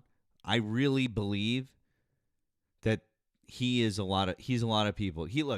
I get it. He didn't want to say anything really good about Joe Biden. He got the AOC thing wrong, and still, I don't know. He went, and to be fair, he was just pointing out. He was saying that he thought it was a problem. He understood. I give him credit. If you're listening, caller, I give you credit. There's certainly not a dig on you, but I really think, man, I think that there's a lot of people who are in that exact same headspace. Yeah, Neely, I agree. That AOC, I know. I let it go by for the. I agree. Calling AOC a girl. She is a 30-something-year-old woman. That's let's not do that. Okay, please. It's not an appropriate thing to say. I agree with you. Yes, it was a pick your battles moment. Exactly. So, anyways, I just think that it might be a place that a lot of people are in, a headspace. That's all. So, anyways, just kind of interesting. It goes to the. Oh wait. Hold on. I was gonna pull. You sent me something. Oh, okay. Hold on. Let's see what this is. Hi, thanks for calling the stream. Did you vote for Donald Trump?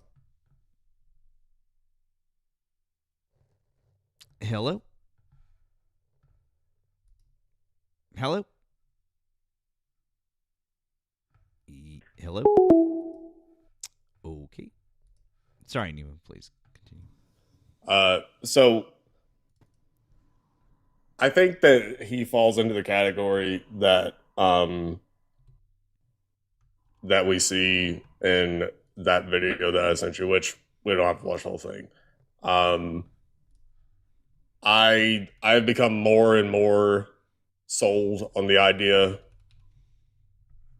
that,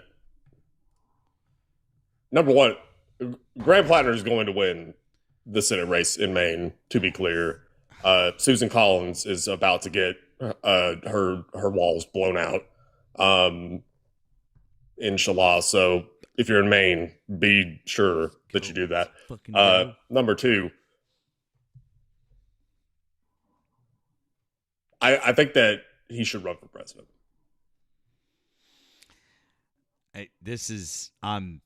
Again, I'm all in. I'm kind of excited for this summer in Maine. Real quick before we start this, I want to say thank you to Nina on the Blue app, who said, "You debated TPA, would have loved to see that. The most disingenuous MAGA CK loving mofo on the app." Well, thank you, Nina, for your generosity on the Blue app. Appreciate that. No, I didn't get a chance to debate him. He invited me up. While I was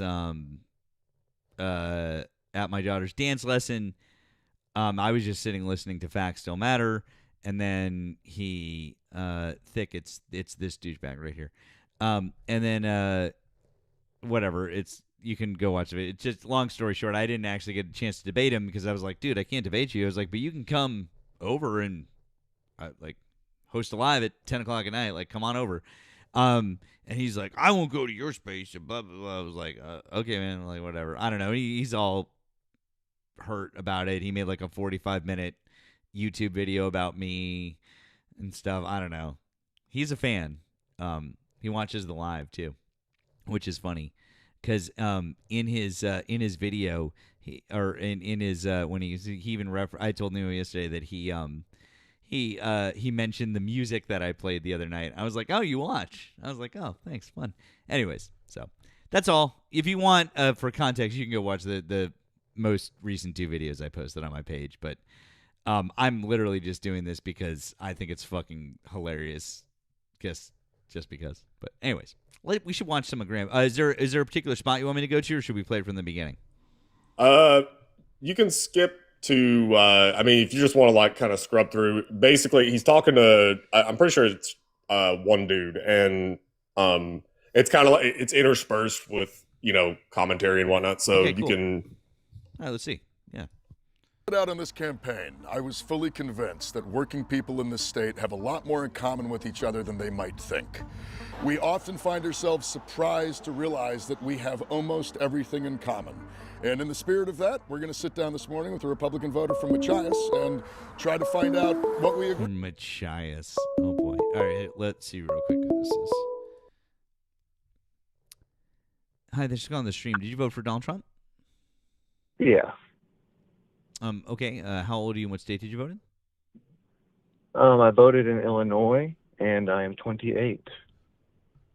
Okay. Why do you still support Donald Trump in May of 2026?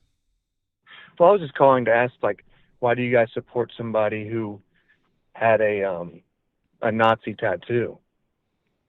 He didn't. So, anyways, why do you support he Donald did. Trump in No, May of he 20? did. What do you mean he didn't? Sir, I'm so sorry. What do you mean he didn't? Sir, if you'd like to talk about Graham Plattner, No, why? you can Why? go, What do you mean sir, he didn't? Excuse me, he didn't. Why do you? No, why are you fucking lying? You fucking bitch! Dude, would you calm down? Oh wow, Why you're are a you, sensitive fucking one, lying? aren't you? Oh, bud, why are you crashing out? If No, you'd why like, are you lying? Why are you crashing out? Why are you lying? I'm not. Why are you Yes, upset? you are. He had a Nazi tattoo, did he not? He did not. Oh my god! Do you No. want to talk about Well, it, or we do can you talk just about want it to? if you'd like. Do you want to just like be loud? And what was it? Would you like an explanation, or are you gonna keep yelling? Yes, We can- I want. That's what we were talking about, but you tried to change the subject. Sir, calm down. This isn't your live. This is our show, and we're talking about Donald Trump. You're trying to hijack it to talk about something that is a complete non-starter with Graham Plattner. You guys started talking about Graham Excuse me, Plattner on sir. your stream, did yes, you not? excuse me, sir, because we don't have any Trump supporters to talk to. Are you a Trump supporter? Yes, Then why is it that you're afraid to talk about Donald Trump? Is it because he's doing such a bad fucking job as president that you have to talk about a tattoo that Graham Plattner got? A Nazi tattoo that you support a Nazi? He's not a Nazi, and it's not a Nazi tattoo. But is Donald Trump doing that badly What that was this it is the then? only thing that you have to? It was a skull and crossbones that he didn't know what it was. Because He didn't know what it was for 19. What was it? 19 years? He didn't know. Yeah. He didn't know that it was a Nazi tattoo, Dude, for yeah. 19 fucking years. Yeah, I didn't know what it was either. And I'm really well versed on history, and I didn't know at first You're well glance. versed on Nazism. No, You're I said, well-versed on Nazis? sir, I said I'm well versed in history, and I said when I saw it, I didn't immediately know that it was a Nazi-associated thing. That's all. Dude, are you okay? You seem to not be okay. So, if you got tattoos, you wouldn't know the meaning behind the tattoos? He asked Not for when you're drunk in Estonia with your unit. wasn't it Croatia? It was Croatia. Oh shit! It was Croatia. I'm sorry. And Not Estonia. My bad, Estonians. If there's any Estonians out there, my bad, y'all. So number one, it was in Croatia. Number two, it's a skull and crossbones. He didn't get a swastika tattooed on him. Is that just a It's generic a skull and crossbones? excuse me, sir. So, or do you hold the same energy for the Iron Cross that Pete Hegseth has tattooed on him? Is the Iron Cross solely associated with Nazis? And white nationalists. Or is it- Yep. Yeah, and white nationalism. Yes. So do you hold the same energy for Pete Hegseth? Do you condemn it? Because, by the way, he's The not Iron just Cross a came excuse solely me, from sir. white nationalists. Excuse me, sir. It is a symbol of that and currently is. Abso-fucking-lutely. Yup. Now you're telling me that you hold the same energy, right? So you want to I do. I hold the same energy. Okay, so wait, okay. So now wait. So you So support Nazis. yeah. So Yeah. you support So Nazis because I Donald condemn- Trump. Because No, you Donald don't. Trump, the president Yes, of the United I condemn States, Pete Hegseth. no, and you But you condemned, condemn but Graham you also Plattner. condemn. Hold on, you also condemned Donald Trump, the president of the United States, who put him as Secretary of fucking Defense, don't you? Yep, I condemn him. Great. So the Wow. conversation's over. So we just made you a not Trump voter. Congratulations. Good job. So do you Why condemn is Trump hiring Graham Plattner, Nazis? the fucking Nazi that you Why- support? why is- that you why want is to be Trump hiring president. Nazis? You want a Nazi to be Why president. is the president of the United States hiring Nazis? Why don't you answer Nemo's question? You want to vote for it? You literally said on your stream you want Graham Plattner to run for president. He's not a Nazi, I do. and I want him to He's run a for fucking president. Nazi. Dude, let me ask you. Let me ask you a question. Let me ask you a question, friend.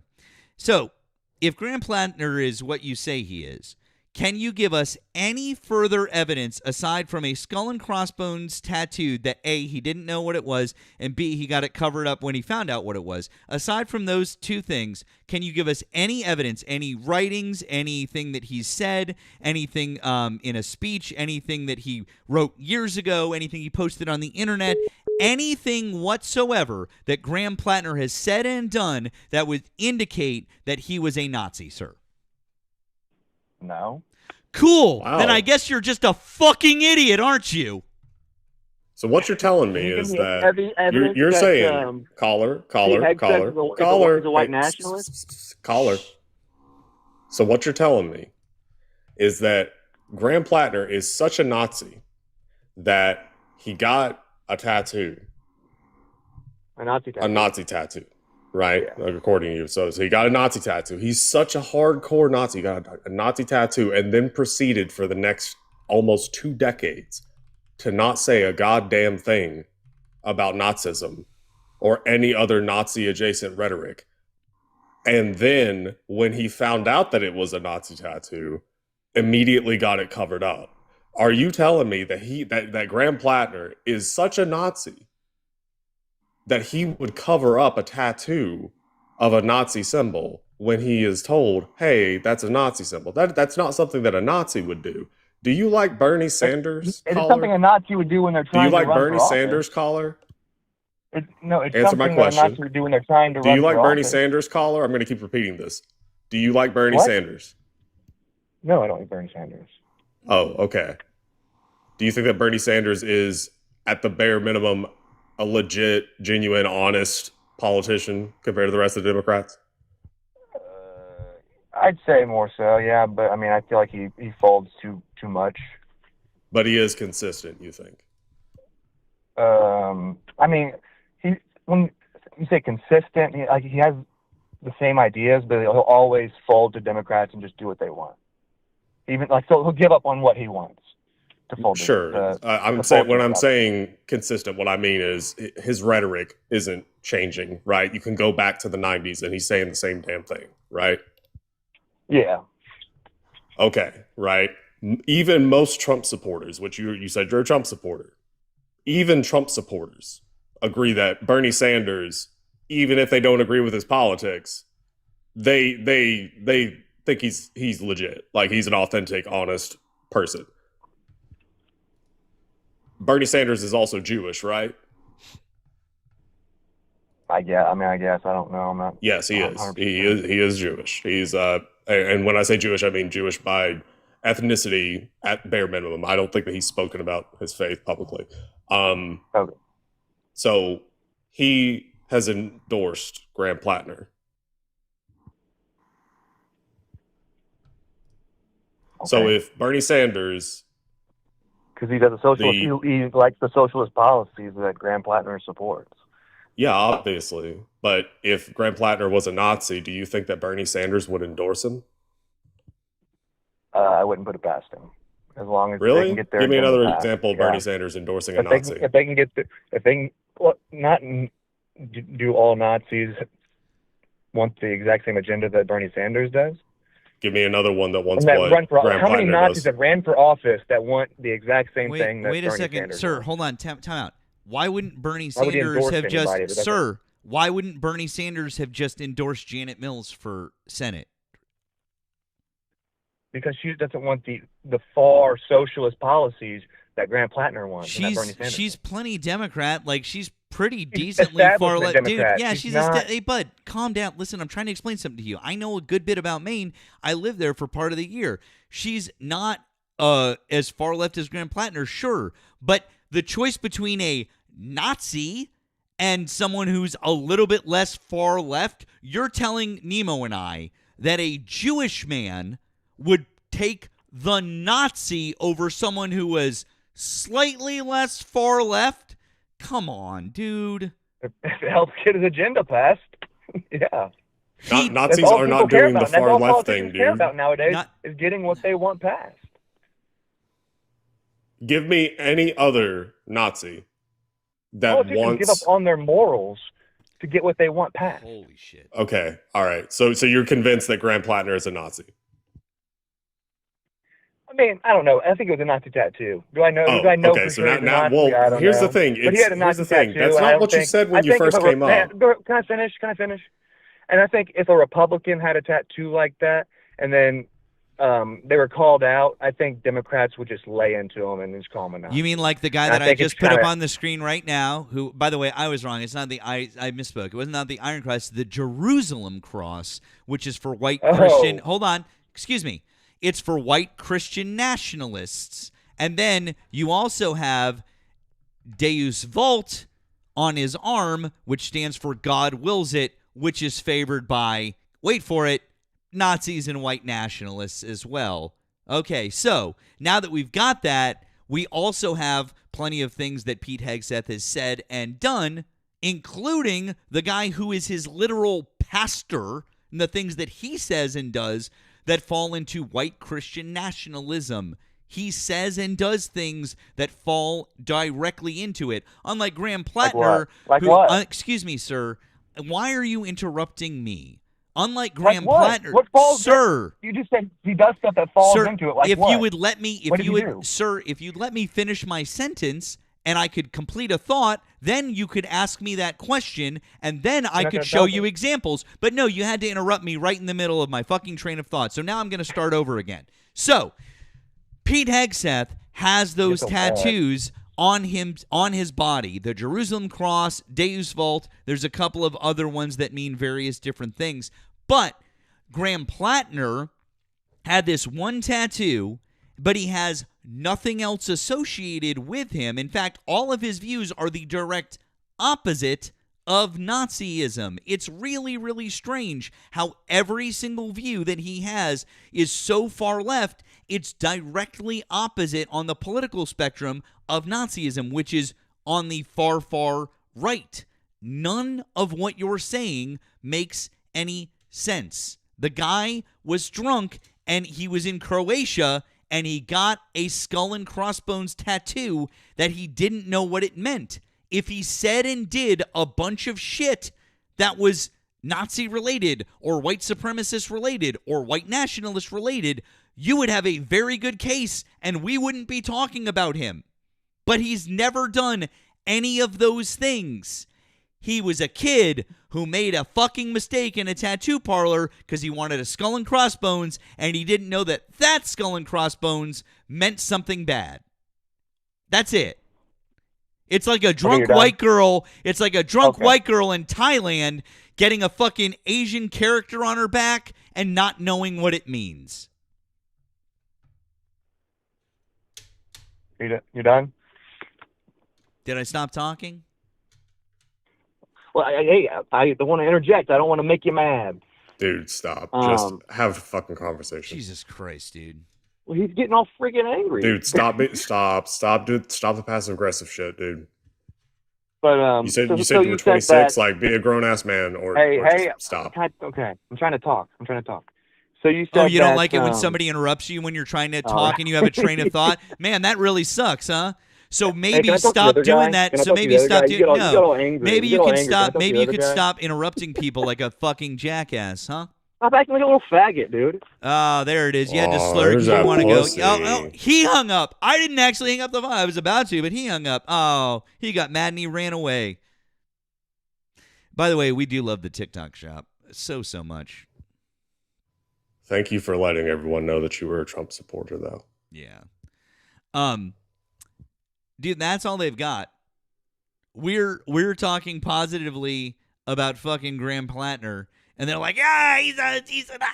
Ah. No, he's not. Yeah, I mean, he was starting to backtrack because remember he came up here and said, "Oh, so you support a Nazi? Yeah, he's a Nazi. He's a Nazi. He's a Nazi." I have to. My voice can't get as high as you support a Nazi. Oh, he's a Nazi. You support a Nazi. That's pretty good. Followed by, after what was it, 5-10 minutes? Well, yeah, I don't think. I think that it was a Nazi tattoo. I don't think he's a Nazi. He was trying to retreat from the point. To anyone that believes the narrative about Graham Plattner, let me go ahead and there's 1,200 people here. Publicly, I will endorse Graham Plattner. I endorse Graham Plattner. Same. I have fuck all of influence or whatever, but I put my name behind Graham Plattner. I can tell you that I have listened to Nazis. I have talked to Nazis. Graham Plattner's not a Nazi. We know this because he got what's the tattoo for anyone that isn't fully aware of the story. Okay, so the original tattoo that he got is what's referred to as a Totenkopf. That's the German for it, Totenkopf, which just means like death's head. It's dead one's head. Sorry? It means dead one's head. Dead one. Oh, okay. And so it is a skull, and there's I think like two bones visible at the right underneath it. It is basically a variant of a skull and crossbones. That's more or less what it is. If you were to put that symbol in front of most people without any context and ask them, what is this? Guarantee most people would say a skull, or maybe like a skull and bones. That's what they would say. Now, if you put it in front of history nerds, they'd be able to identify it. But most people not able to identify that. Now, that's important because it's not an obvious Nazi tattoo, right? As far as the symbols that people think of when they think of Nazis, that's not one of them. That's not one that immediately comes to mind. Like I was talking to my girlfriend about this the other day. There are at least three things that I would put above that symbol as being more recognizable as Nazi symbols. Obviously, the swastika and the SS Thunderbolts thing, those two, and what's called the Sun and Rod, which is the black sun, which that one sometimes neo-Nazis will try to be cute and they'll use that because it isn't as recognizable. But when you see it, you get a vibe. You get a vibe from it. And I was trying to explain that to my girlfriend. I was like, there's a certain vibe with these symbols. They all have like a similar, I don't know, feeling about them. When you look at them, it's like, okay, this kind of feels like a Nazi symbol. And the Totenkopf, again, it's not as well known. And so Plattner has talked about this because he's been asked about this many times, and he's also been pushed by people on the left to apologize for it and to I mean, some people on the left are just going fucking crazy with it. They want him to self-flagellate. They want him to do like, it's not enough for him to just say, dude, I didn't know what it was. And when I found out, I got it covered up. So this is what he has said about it. When he was in, I can't remember if it was while he was in the military or just when he was in military contracting or defense contracting, but he was with his unit. They were, I'm assuming, on leave in Croatia. Now, for anyone that knows anything about Croatia, there's history there. And Croatia, it is not surprising that you could walk into a tattoo parlor in Croatia and find on the wall a Nazi symbol. It's not surprising, okay? That there is history in Croatia because of that, okay? So In any case, that was like on what's called flash art. It was on it was in a book or it was on the wall in a tattoo shop. He was hammered with his unit, saw a skull tattoo thing, said, I want it, got it. And that was it. Then for the next however many years, he just had it. People are like, well, why didn't someone, how is it that you didn't find out? I don't know, man. Like, I don't know about y'all, but I don't really pay attention to people's tattoos, especially when it's a dude and it's on his titty. Like I don't really look at it. And there's not too many situations where I'm gonna see that. And if I do, I'm again not really gonna recognize that. So something tells me that nobody in his life recognized it and nobody would have said anything. So he had it for however many years. Then he found out what it was. He was told about it. He's like, well, fuck that. And he got it covered up. The end. Real quick, because I want to let Thick talk about these tattoos, but just real quick, I just want to touch on the Croatia thing, because I talked to my girlfriend about this, and you know, she's Jewish, and I was like, yeah. And he got it in Croatia, and she was like, oh, yeah. Because for those of you who don't know, Croatia during World War II, they basically were led by this group, and I'm gonna pronounce it right. It starts with a U. It's like the Ustase. I forget the exact pronunciation. But anyways, they were the regime that ran Croatia during World War II, and they were so extreme.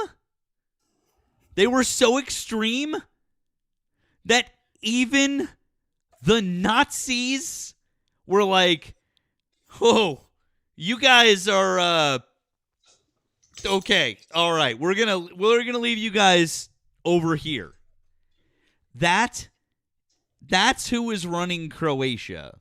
Just so you know. So that's why the whole Croatia thing tracks perfectly with this. Of course, there would just be some art in a fucking book that he flipped and he's like, oh, it's a skull and crossbones. So, just FYI. Yeah.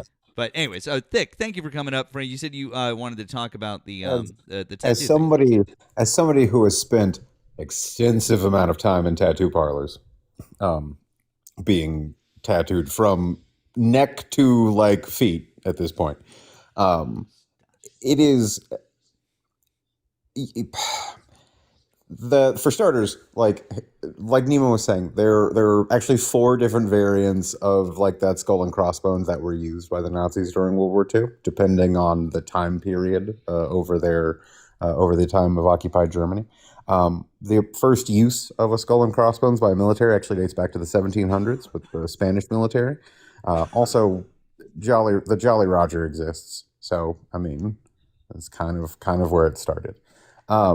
So, I mean, Nazis were big on adopting iconography from, elsewhere. But, like, as somebody who has spent time in tattoo parlors, both in the United States and abroad, I can guarantee you that if you flip through a flash book that some artist has, like, put together, or, like, you can just, if you Google skull and crossbone tattoo ideas, or whatever, you're gonna come across shit like that. And anybody who has ever gotten a tattoo and then has immediately been pointed out, hey, this thing is problematic, if they're not like completely dedicated to it, they're gonna go get it covered up. Like, that's not, people don't get tattoos and then just like, oh, that's problematic, I'm just gonna keep it, I don't care. Like, no, they're gonna get it covered up. That's how that works. I've gotten tattoos covered up for far less. You know what? Like, Thick, I mean, it's like I went to the first time when I went to Lebanon, it was like I got this really cool wall covering, a really amazing wall cover, like this really wonderful thing. It was handmade, really cool.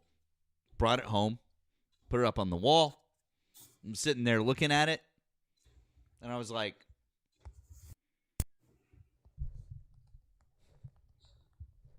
what the fuck? And I'm looking at it, and I was like, there's swastikas all over this thing, and I did not notice that there were. And of course, it's not the Nazi one. It's the original. It is the symbol that they co-opted. This is not theirs. Yeah, and I mean, it's not like every person who grew up wearing Vans and riding skateboards when I was in high school who wound up with an independent Iron Cross tattoo is a Nazi. Like that's not exactly. They're symbols. Now, granted, there are a number of symbols that like we can all agree like. No, those are bad. Those are bad. All right, we might have to. All right, we might have to cut this conversation short because I just got a.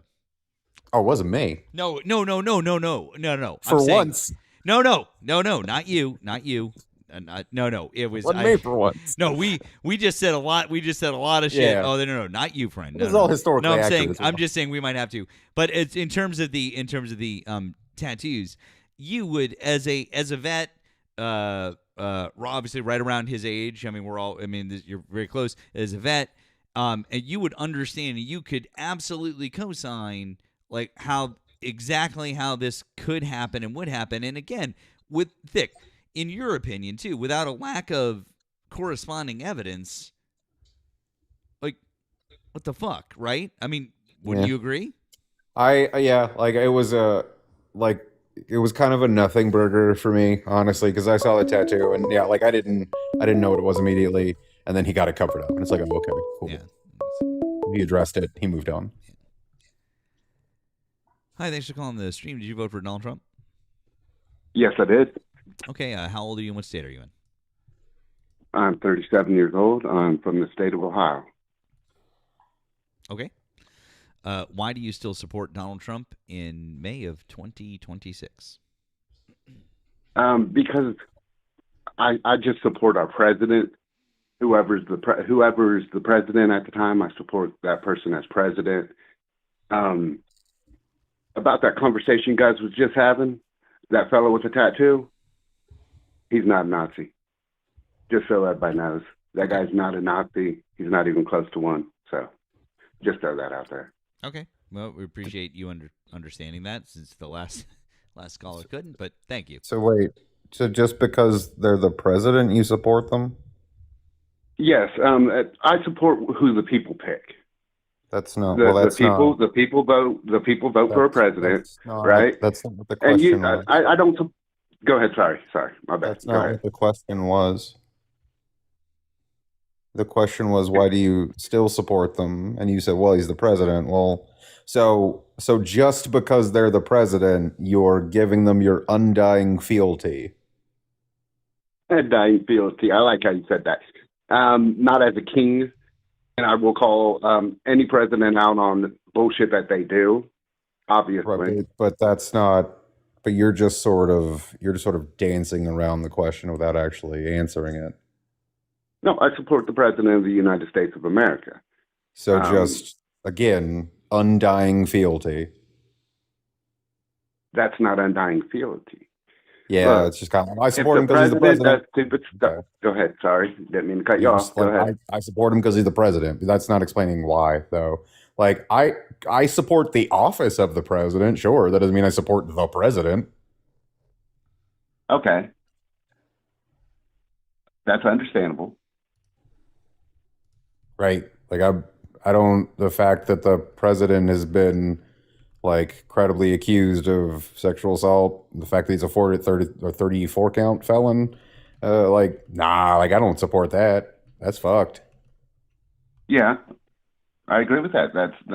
I don't support the guy who's like, is bad. I don't support the dude who's like covering for his homies in the Epstein files. I don't support that. The president's doing that, mind you.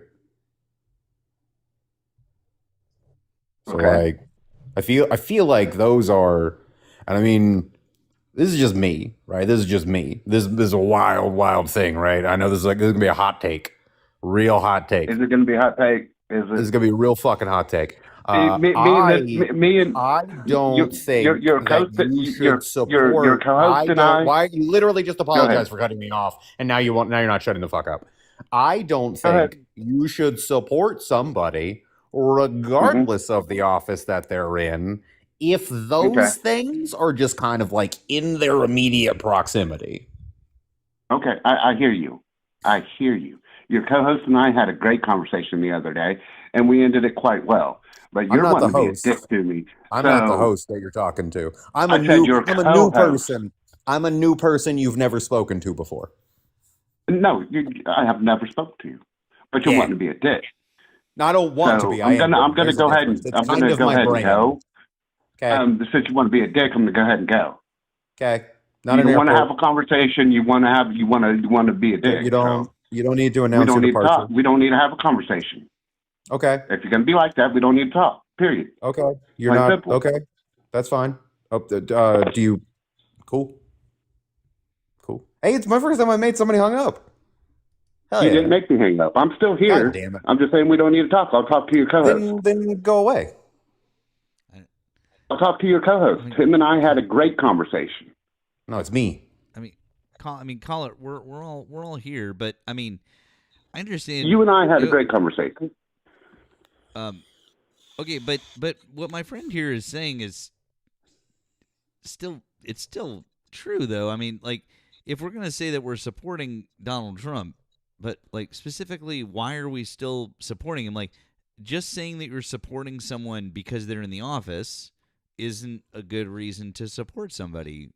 Even our own presidents in America have said that's not a good reason to support somebody. Teddy Roosevelt said that very famously, actually. So it's funny that you mentioned that. I actually had that exact quote pulled up. I was planning on reading that one off. Look at this guy. Look at that. Yeah, the quote is, patriotism means to stand by the country. It does not mean to stand by the president. It is unpatriotic not to tell the truth, whether about the president or anyone else. Bunch of those founding fathers had some bangers of quotes, like, dissent is the greatest form of patriotism and all. Mm-hmm. Yeah, that one too. That's some real bangers. Yeah. So I mean caller. I mean, to be fair, don't you think that just saying you support someone just because they're in the office, like isn't that kind of a cop out? It is. It is kind of a cop out. I support the president, but I'm more than willing to call him out on the bullshit they do. Do you think? Okay. You have your own gift. For example, do you think that the three of us, do you think that we want the president of the United States to do bad things that affect Americans negatively? Because we don't. No. No, you don't. You want the president to do good. Exactly. We want the president to do a good job for all of us. And that still remains true, but we don't support what he's doing. See, I think there is a difference here, and we need to make a delineation between wanting a president to perform well in their job versus supporting the things that they're doing. Those are two separate things. Also, when the sitting president to perform well. Sitting president of the United States constantly attacks reporters, calls them dumb bitch and shit like that on live television. One, wild. But two, in the same breath, the sitting president of the United States says that he, quote, doesn't care about the plights of Americans. That, to me, kind of a massive red flag when the president, who works for us, not the other way around, mind you, when the president doesn't seem to give two shits about his constituents. Man. Also, can we address the elephant in the room? You have your own gift? Most creators do now. Man, I gotta do lives more often or some shit. I mean, yeah, that you're behind. Like, Erika Shante has her own and different people. So yeah. Look, man, that's a lot of effort. Like, come on, I'm better just looming. Sorry. Okay. Anyways, but caller, do you think? Does that make sense? Does that? Yes, it does make sense. Okay. It does. Okay. Well, I mean, that's why when we say like, hey, do you still support Donald Trump? It's okay to say no, you don't support Donald Trump, but at the same time you could say, hey, I always want the president of the United States to do well and to be successful. I think that's what I mean. I think that's what I mean. I want the president to do well, even though this one just doesn't want to do well. Does that make sense? Say it one more. Wait, say it one more time. I want the president to do well, even though this president just doesn't seem to want to do well. Okay, that makes sense. I think I understand what you're saying. Yes, I mean I would argue that he wants to do well by himself, but certainly not the average American. But that's a fair argument. Again, that's not. Again, I don't support that. Caller, I don't know if you heard, or how long you've been listening. But I talked to somebody. It was either the last caller or two callers ago. But, and we were just talking. We also had a pretty chill conversation. He was saying how he just wasn't happy with what's happening right now. And the veteran, and I'm sure, and I won't go back there. I just told him, I said, Donald Trump is the first person in my entire life at age nearly 43 now that he's the first president or major presidential candidate of a party that I felt didn't care about America. And I can point to other presidents I did not agree with their policy at all. I would go down the line and I could disagree with them on everything, and I still felt like they wanted America to succeed. They wanted what was right for the American people, what they thought was right for the American people. I've never ever felt that way with Donald Trump. Everything that Donald Trump does, everything that Donald Trump says, it all feeds into what is best for Donald Trump.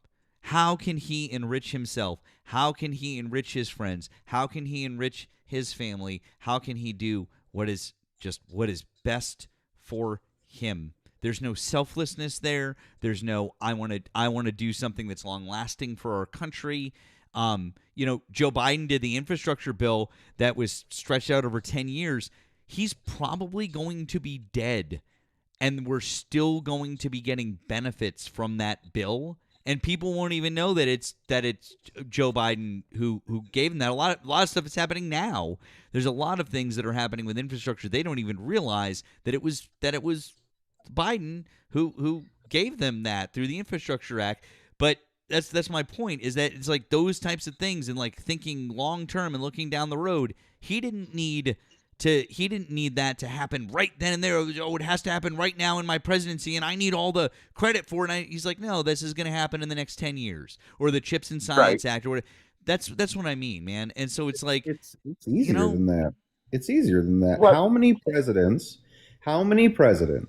going back all the way to George Washington? How many presidents do you know of that have openly stated that they hate their political opponents and that they hate people that vote on the opposing side? How many presidents?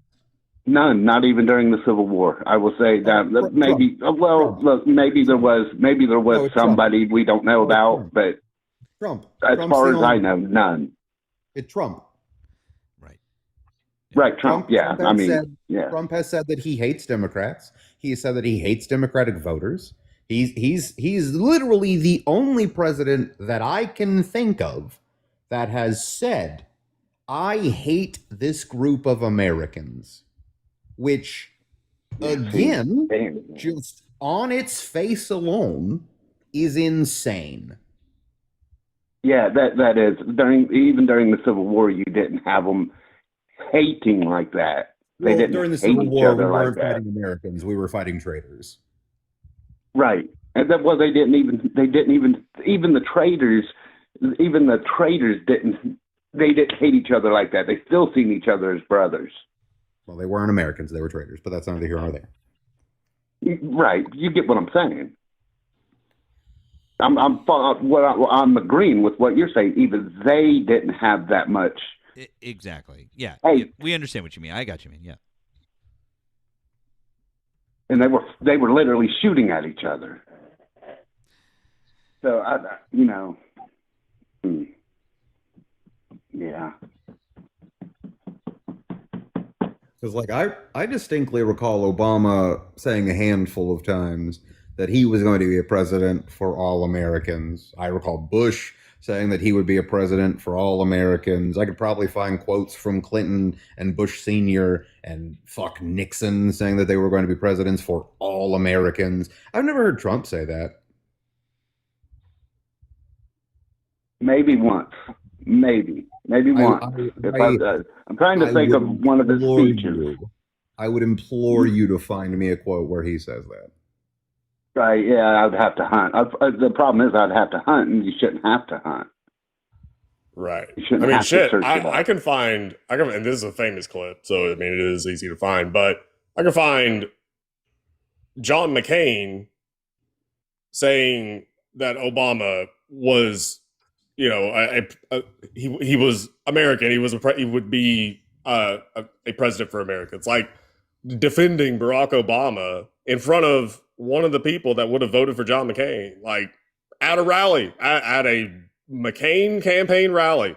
Woman comes up, tries to shit on Obama, and he doesn't let it fly. God, it wasn't even a rally; it was a town hall. We didn't have rallies until Trump. We didn't have rallies until Trump entered the fucking political atmosphere. Fair point.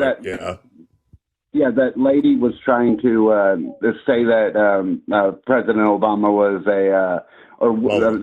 candidate Obama at the time was a Muslim or some bullshit. Yeah. And McCain, I watched that video. That was, yeah. Like, I will say, stood up and said no. Right. I was on a live last night talking to some red hat for it was a while that I was talking to her, and she decided that the hill that she was going to die on was that John McCain was a traitor, specifically in relation to his military service. Now, I told her, no, he wasn't. I did not like John McCain's politics at all. John McCain was a neocon. John McCain was, of the same political cloth as Bush and Cheney and Rumsfeld. And obviously I'm going to disagree with his politics on right. pretty much every stance that he had when it came to politics. Right.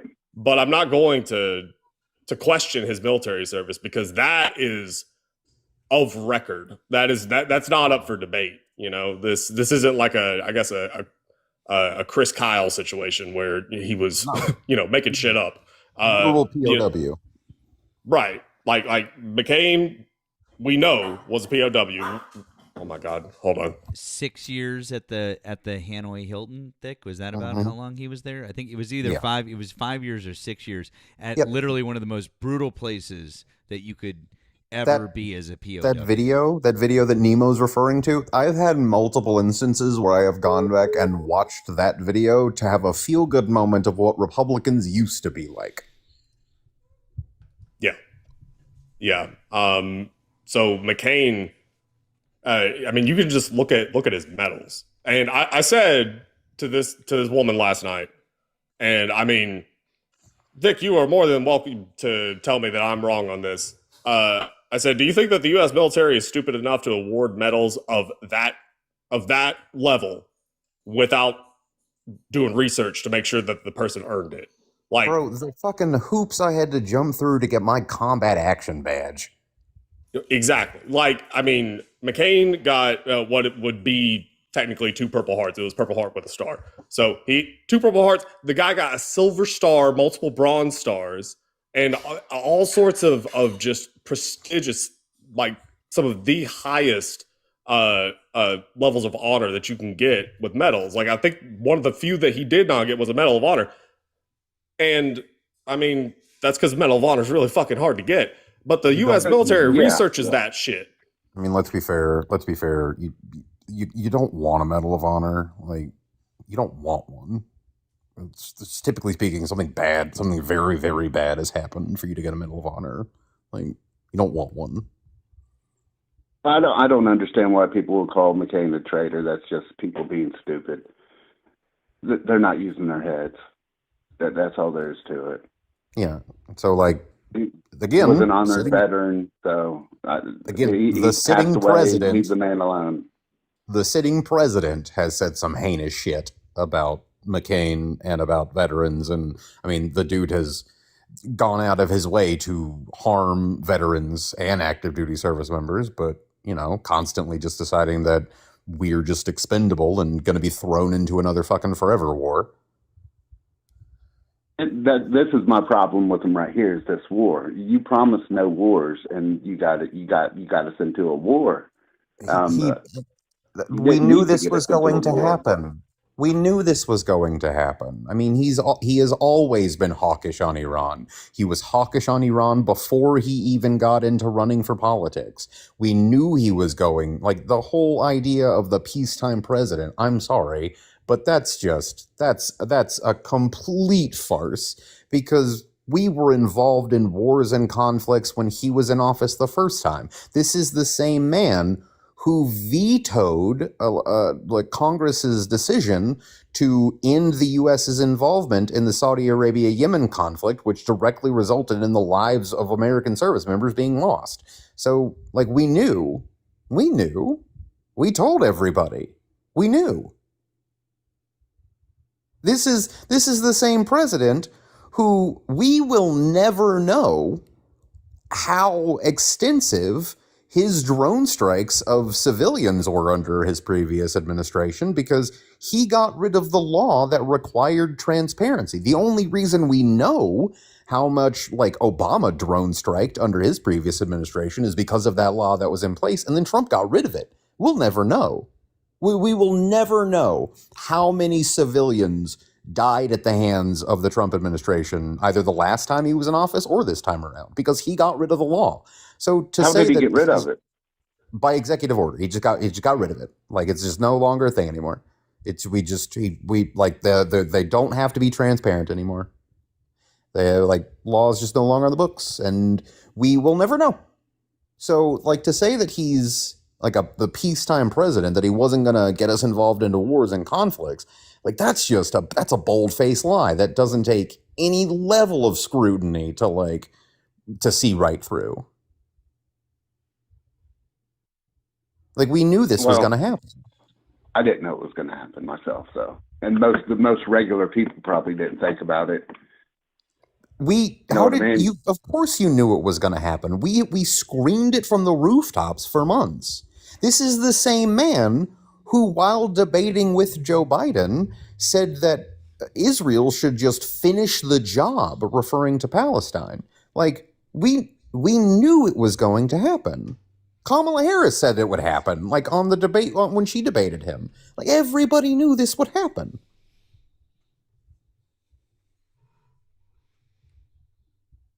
So it's not a matter of you didn't know it would happen. You did. You just chose not to believe the people that refused to let the wool be pulled over their eyes.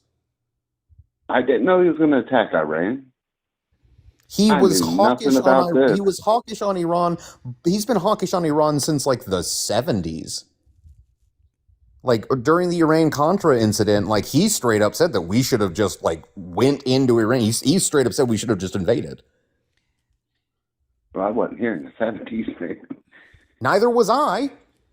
I guess I don't pay attention as much as you do, but yeah, I didn't know he was going to attack Iran. I understand. That's an incredibly privileged thing.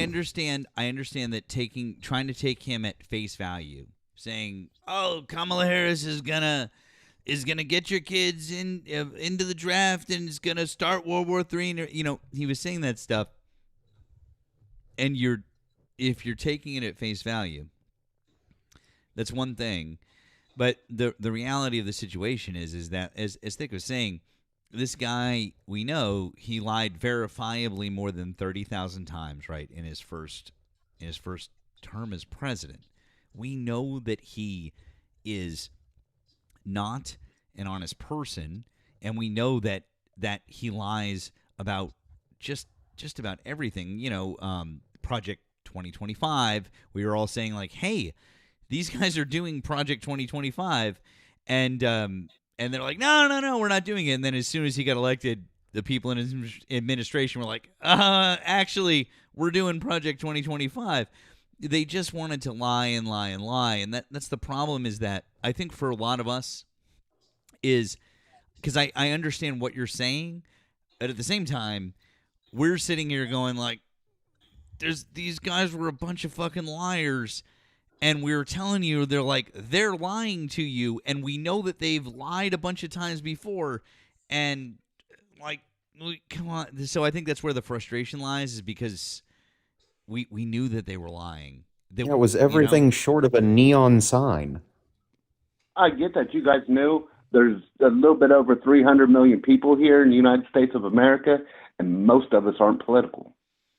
Most of us don't even listen and to that political is podcasts. and that is an incredibly privileged take, because I hate to break it to you, man, but literally everything is political. Everything. When you go out here to the street and you talk to people, you go to bars, talk to people, go to clubs, or go to the park, talk to people. Most people don't want to talk politics. Most people don't want to be involved except for voting. Obviously, a lot of people vote, but most people don't want to talk about it. An incredibly privileged statement to go, well, I don't care about politics. I'm just going to vote for the person that's got a D or an R beside their name. I don't care about politics because it doesn't affect me. Again, I don't vote. I don't vote. When I go to the ballot box, I don't vote for the person that I think is going to benefit me the best. I don't vote that way, ever. I vote for the person that I think is going to do the best writ large. I vote for the person that's going to do the least amount of harm to the communities that are already being impacted by the systemic issues that exist in this country. I vote for the candidate that understands that violence is not just person to person, but violence is a system. I vote for those things. I don't vote because I think like, oh, I like what that person says. I vote for the person that is going to have the greatest effect of good. So yeah, I don't like talking politics. I fucking hate talking politics. I wish politics could go back to being boring. I hate the fact that for the last 2 years of my life, I hate the fact that like I have a TikTok following because I am so angry about politics. I hate the fact that people listen to me talking about politics. I hate the fact that I have to talk about politics. I hate it. I wish I didn't. I wish I didn't have to anymore. My life would be so much fucking better if I could just ignore this shit again. If politics could go back to being boring. But unfortunately, the world will never be that way for me ever fucking again. And it won't be. I do not live in that reality anymore. Because I understand that the things that, like, I understand the privilege that I have, the position that I am in, and the fact that people fucking listen to me. I understand that. And like that's just a fucking world I exist in now. Which is good. I mean, that's good. Better or for worse. But to sit here and say, well, people don't want to talk about politics. Nobody wants to. But that doesn't excuse you from not understanding what is going on around you. Well, people, local politics, people get into more, if you think about it. But no, they actually if you want to get it, if you want to get into a street shootout, if you want to get into it, do not get involved locally more than they do at the federal level. In fact, it is historically the opposite, that people vote less at the state level and lower than they do at the federal level. Around here, they do, is all I'm saying. And if you want to get into a street shootout, go get yourself to a street conversation. And these damn parts, you'll get into a shootout. My guy, I live in Texas. Texas is cool. It's nice, I guess. I've never been there. Well, I think that the main takeaway from all of this really should be, if you know what you know now, are you going to change your vote in the midterm?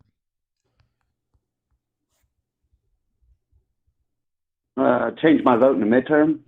Let's see. Depends on who's on the damn ballot. What state are you voting in again? I'm in Ohio. Well, why wouldn't you vote for Sherrod Brown for senator? He's a good guy. He's been senator before. Why wouldn't you vote for him? Well, I like Sherrod Brown. Okay. Well, he's going to be running for senator, so wouldn't that? Yeah, I like Sherrod Brown. I've voted for him last time. Oh, okay. I think that Shapiro guy beat him. I don't know. I think that Shapiro. Well, I think his name's Shapiro or some shit like that. I think he beat him. And I like Sherrod Brown. He's been a senator up north for a long time, and I've never seen anything wrong with him. I always thought he did a good job. I was surprised he lost. The best thing, the best thing that you could do if you feel like, okay, I didn't know about this stuff, and I'd like to maybe just want to try to fix this a little bit, okay? I you know what? If we just look to move forward, move forward, and we say, okay, fine, we'll take you at your word, and just didn't know, that's fine. But the only way to make that really count for something is if we move forward, you say, okay, well, now I understand where my vote was, and maybe what I need to do now is I need to go in the other direction, because I need to put some stopgaps in place. I need checks and balances back. We need that. I know you've heard me say this to other people, but I'm going to repeat it again, because this is important. Because if we don't have those checks and balances, if we don't have people in office who are willing to do their jobs in Congress, who are willing to be like, hey, it's kind of important that the articles of the Constitution exist and function as they're supposed to, and that the executive branch doesn't exercise the unitary plenary theory, which means that that they can just do whatever the fuck they want at all times and ignore the other branches. We need people that will stand up to them. So my question for you is, can you see your way to help get those people in office if that's really how you feel? Well, I voted for Democrats before. Like I said, I voted for Sherrod Brown last time. I don't have a problem voting for Democrats if it's the right Democrat on the ticket. I have no problem voting for Democrats. Well, I voted for Green Party. I voted for all kinds of people. I voted for the Constitutional Party just because it was there, and I had fun doing it. I have no problem voting for Democrats. This time around, in this midterm, in 2026, I'm going to ask you to just vote for the Democrats that are on your ticket, because and you'll be like, well, I don't, maybe you don't feel like that, maybe you don't want to do it, and you're going to say, I don't want to just vote for them blindly, or I don't believe in everything. It's not what I'm getting at here. What I'm getting at is they're literally the only people that are going to be able to help fix this problem that's been created. And we have to fix this problem before we could ever move on to doing that thing that we all would like to happen, which is get back to politics are boring and we don't need to think about politics anymore. And then people like Thick and I are, we're not angry talking politics people anymore. But until that time, that's what I'm trying to get at, is that we've got to actually do something to stop it. So I'm just putting that out there for you.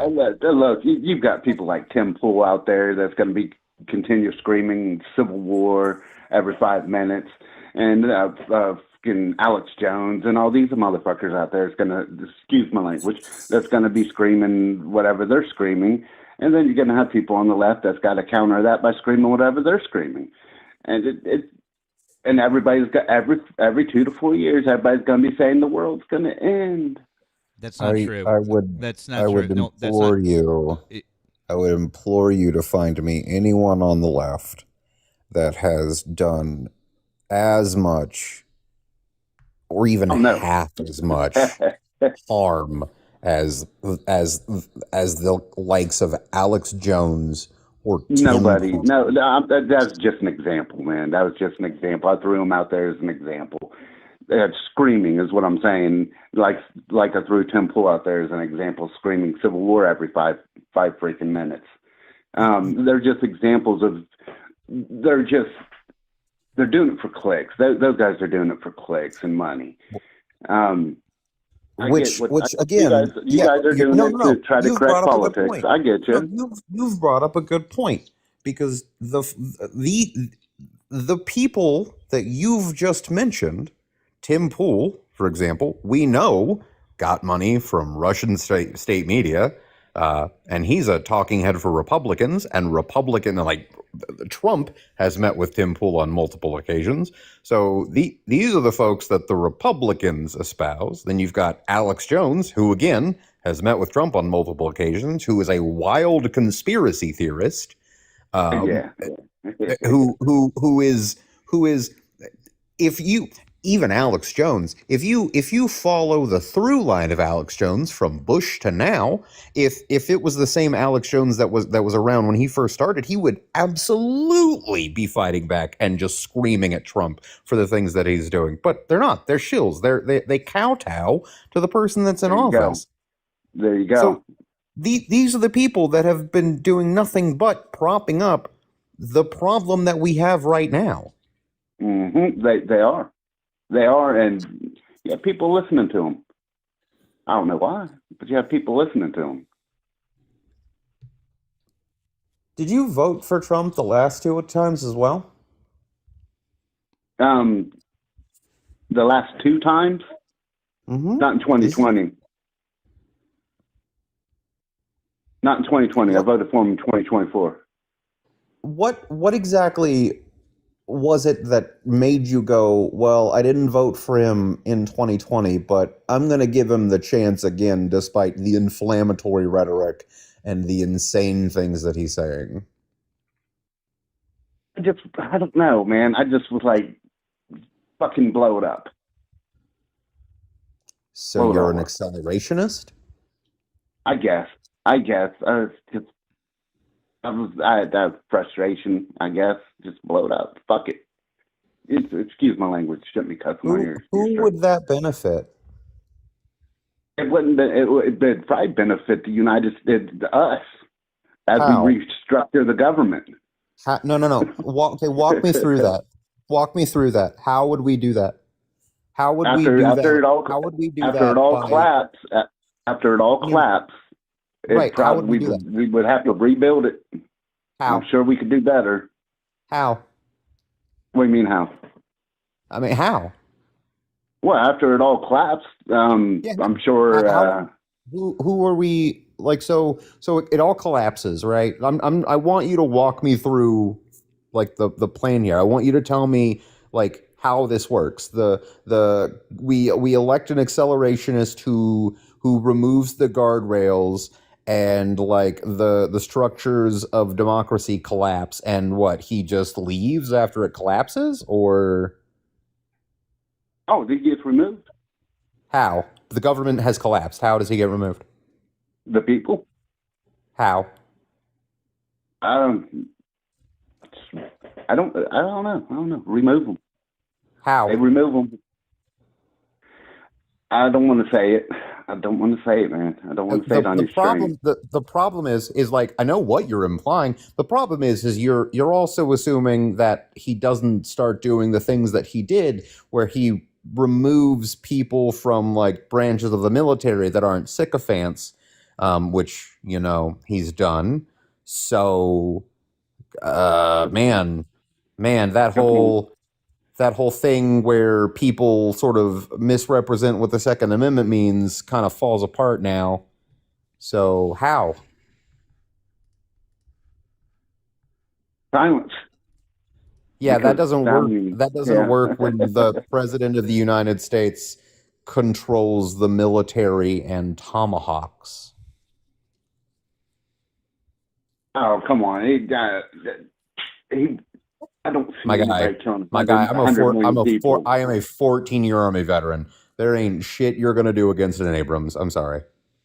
No, nothing. I know. I know the military. I was raised by World War II veteran. He taught me about all this whole this. statement of like, well, it'll blow up. So you're literally just saying that when you like, oh, I want it all to collapse, you are willing to risk the lives of millions of Americans because you're just unhappy with the way that the government's working. You think we would kill millions? Can you really think that? We're doing a bang up job of it right now by getting rid of the social programs that millions of Americans rely on. So we're already doing it and the government's not collapsing. We're making healthcare vastly more expensive than it ever has been. We're eliminating jobs. We are making gas and energy prices and food incredibly expensive. I mean, we're doing a bang up job of already putting millions of Americans at risk right now, and the government hasn't collapsed. Hell, we got rid of USAID, which is just attacking millions of people around the globe. So we're not even just doing it here in the United States. We're doing it globally. Right. And the government didn't collapse. It's still in place. It's structured pretty well then. Yeah, so again, my guy, like, I don't think you really thought, I don't really think you or anybody else who thought, you know what, just burn it all down. I don't think any of you actually thought past none of us thought it through. Antifa doesn't think it through. Nobody thinks. Anarchists don't think it through. None of us think it. We don't think it through. You don't know what Antifa is. Your dad was Antifa. Well, yeah, my dad was actually a damn near communist. No, but I mean, your dad, just by virtue of being a World War II vet, your dad was Antifa. That was my grandpa. My grandpa was World War II I thought vet. you said your dad. I apologize. I thought you said your dad. I didn't think you were that old, but yeah, your grandpa, your grandpa was Antifa, because Antifa that's what I said. Yeah, but when you say that Antifa doesn't think it through, Antifa just means people who are anti-fascist. I'm talking about the street Antifa right now, the black bloc. That's not a thing. That's not a thing. The black bloc's a thing. They're more anarchist, I guess. Bro, pump the brakes.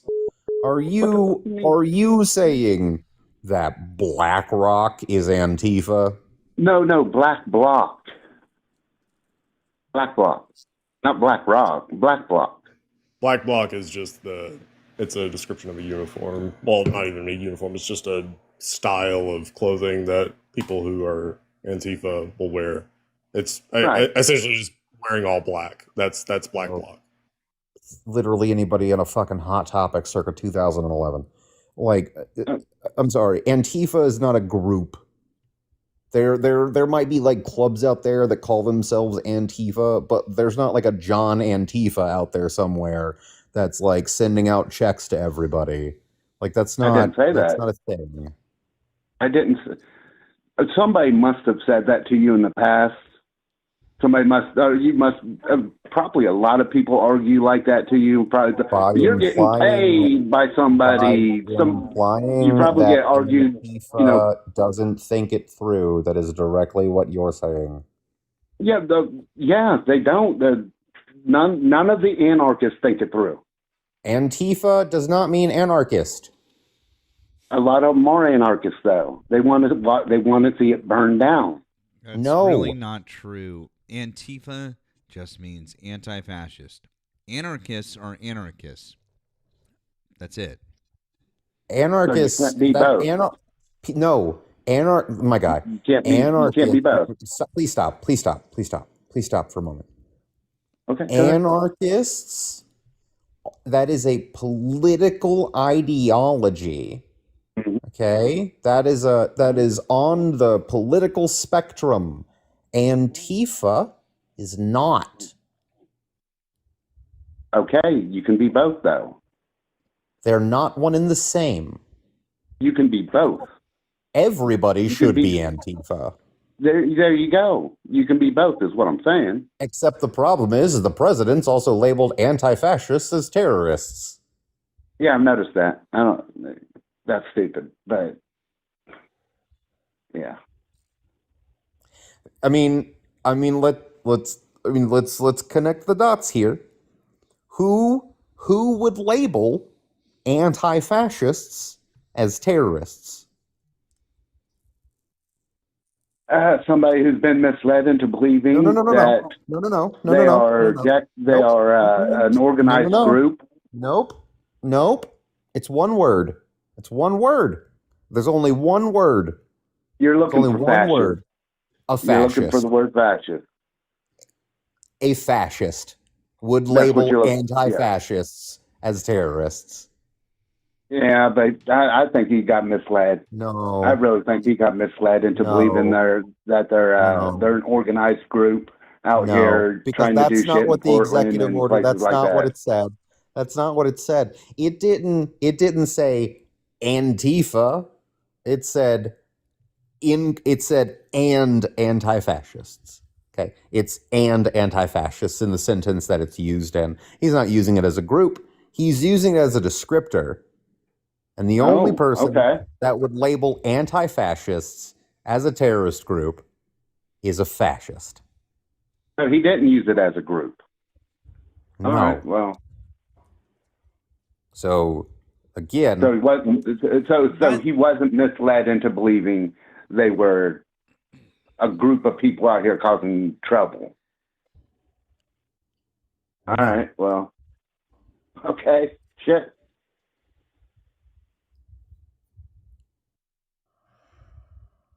That's on him then.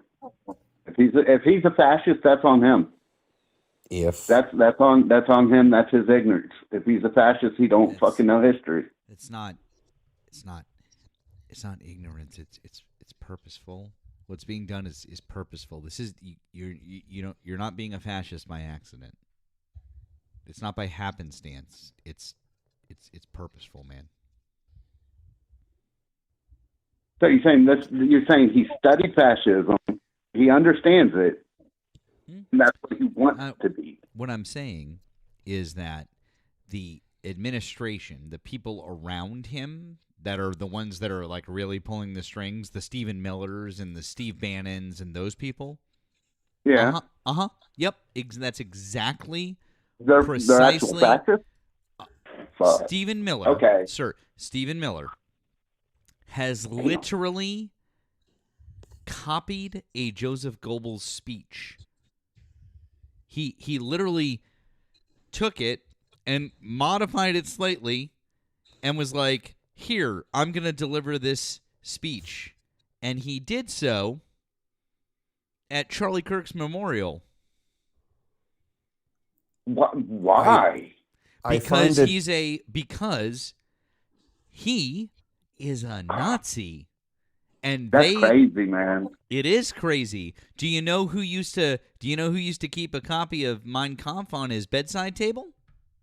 Who's that? Donald Trump. Do you know how we know that? Because his ex-wife said so in their whatever it was, divorce deposition divorce proceedings, long before he was ever running for president.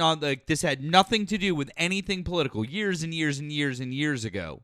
Why would that be said in a non-political context? She confirmed that was a thing that Donald Trump liked. Quite frankly, I don't think Donald Trump is smart enough to pull all of this stuff off or to understand these things on his own, because he's not. But the people around him are, sir. They really, really Stephen, fucking Stephen Well, Miller. that's not good. That's actually bad. You don't want fascists anywhere near top level of government at all. You just don't. You really don't. You don't. Yeah. No, fascists are dangerous. Yeah, I know. We've been saying true fascists are dangerous fucking people. We've been saying that. Well, I started listening to your podcast maybe 2 weeks ago. When I say we, I mean the royal we, as in just everybody on the left. And I haven't been listening to the left, unfortunately. All right. At all. I started 2 weeks ago to listen to the left. Well, okay. Well, we got your ear now? You're listening now? Oh, yeah. Oh, yeah. Okay. If these people are fascists, this is not good. This is a bad situation. They are trying to act in as fascist a way as possible. That's what they want. They're striving to achieve all 14 tenets of fascism as quickly as possible. Okay? That's what we're doing right now in our government. That's what you're seeing. All of it. Okay? So it's all kind of right there, and especially if you listen to us, we talk about it quite frequently.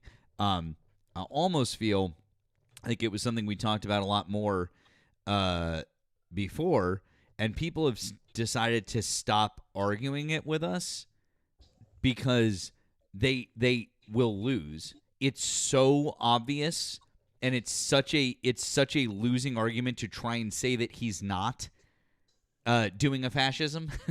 That's bad. Yeah. So I mean, that's pretty messed up. So that's what I would recommend, man, because we've had you up for close to an hour now. So what I'd like to recommend is this. I'd like to recommend you should take a listen. Take a listen. Keep listening. I would really like to convince you that these things are real and this is what's happening, and we need to be educated and we need to move forward. Okay, and look. These people are fascists. Then we most definitely need to have the House go blue and the Senate go blue to counter this. We do, and there's a very good chance it'll happen. But what we need, really and truly, is we need people like you. We need people like that other gentleman that I spoke to before, and that Nemo that we spoke to before. We need folks like you who are willing to step back and say, I think I might have made a mistake voting for this guy, and even if I don't agree with everything that the Democratic Party stands for, we need to right the wrong here. Okay, that's what we need. So if we can get people like you to do that, that would be great. So that's kind of where we're at, basically. That's kind of what I want to leave you with. But I would encourage you to continue to listen, because I would hope that you might be able to get some new information, that you might be able to learn some things. I would hope, a lot of people end up telling us that. I just learned some things today here. So I actually didn't know they were fascists. That's crazy. That you're telling me they're actual fascists. That's insane. Yeah. These people should not be in power. Do you know how to determine that they're actual fascists? No, I don't. Please explain, please. So there's a few different lists that you can use. Or really, I guess there's two. So both of them have 14 characteristics. So you have one by the political scientist, he's an intellectual named Umberto Eco. He lived in fascist Italy and wrote about the common traits of fascism. So he laid out 14 things that are common amongst fascist regimes. There's also a simpler list, still also 14, and it's by Lawrence Britt. But those are lists that you can look at. Okay. I have like my own little kind of list that I use. It's not authoritative by any means, but you know, Trump's administration and Trump himself, they have all 14. Having one or two is not indicative of being a fascist. There are plenty of politicians in America that have one or two of these characteristics, but when you have all 14, that's a fascist. All right, I'll look up these lists as soon as we're done with this call. So, yeah, oh man, yeah, that's fucked up. Yeah, if they're fascists, I obviously voted the wrong way. Obviously.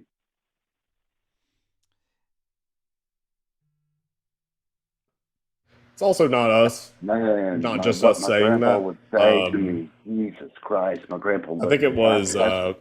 Was it John Kelly? I can't remember if it was John Kelly or if it was Rex Tillerson. Oh, I think it was John Kelly. John Kelly, yeah. Yeah. John Kelly was Donald Trump's former chief of staff, and he said that, yeah, Trump was fascist. Yeah, this ain't good. Yeah, my grandpa would not be a happy camper. He wouldn't be proud at all. He'd be like, dumb and... Yeah, man. Like I said, at the end of the day, you don't have to agree. You don't have to agree with everything. You know, I think a lot of people get in their head that they gotta agree with every single thing that the left does or says or this and that. It's like, no. And a lot of things Democrats do that I don't agree with. And I know that Nemo doesn't agree with. I know that for sure. But like at the same time, it was like, okay, well, that's the closest thing that we've got, and so we vote for them because that's what we got. And it's kind of like when there's a choice between authoritarians trying to take over the country, versus people with like common sense reforms for what we probably need in this country, and they want to give people health care and help take care of, single moms and shit, and make sure that kids have school lunches. I'm like, it's a pretty easy choice for me. I'm just saying. I'm on board with Bernie single payer. Do you not recall? To be real with you. Well, that's good. Hey, do you not recall when the current sitting vice president of the United States of America compared the current president of the United States of America to Hitler?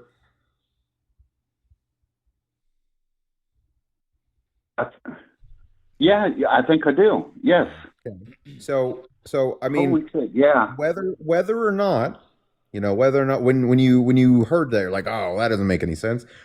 That's one thing, but to be a sitting politician and compare somebody that has run for president and has been president of the United States of America to that individual, I think kind of speaks volumes in and of itself.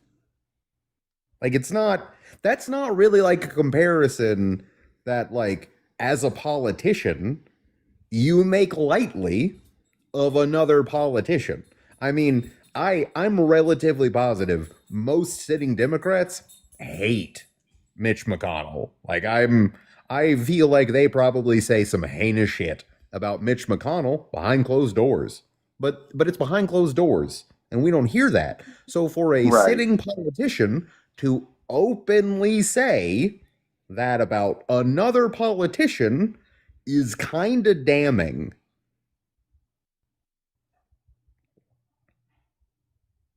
Yeah. Yeah, it is. Listen, my friend. Like I said, we've had you up close to an hour. I think we want to try to see if we can get maybe another caller in before we wrap up for the night. But I appreciate you coming up. I appreciate you having an honest discussion and thanks for that. I know you said we've talked before, and so I really encourage you to keep listening, and I hope that some of the stuff that we have to say is helpful for you. Okay. You had Queen on at that time. What's that? You had Queen on at that time. Oh, Erika. It was with Erika. Yeah. Erika? Yeah. Okay. Yeah. Yeah. We had a pretty good conversation. We ended off with universal health care, or the one single payer system. I remember now, and I said you should call back and we should talk just about universal. Okay, right. So now I'm going to say the same thing again. So I'm going to say that one more time. So let's do a talk, because there's almost it's just one of our favorite subjects to wax poetic about. Nemo, especially Nemo, and I love to talk about universal health care. So call up another time and let's do an entire conversation. We'll talk your ear off about universal health care and why we think single payer is right for America and why it works, my friend. I promise. That sounds good. All right, let's do that. That sounds good. Okay, good. Well, then it's a date, as they say.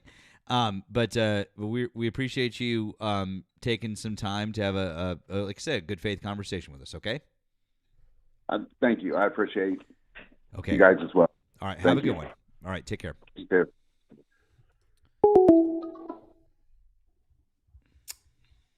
Well, I don't want to overstay my welcome, and it's like midnight 30 here, and I have a meeting at 9 a.m. So get your gingerbread ass out of here. Look, if this filter ever goes away, it'll be my 13th reason. Okay. Guys, W's for thick for popping up and hanging out with us, and for not crashing out on guests. There we go. It's good. It's good shit. Okay. Bye. Oh, okay.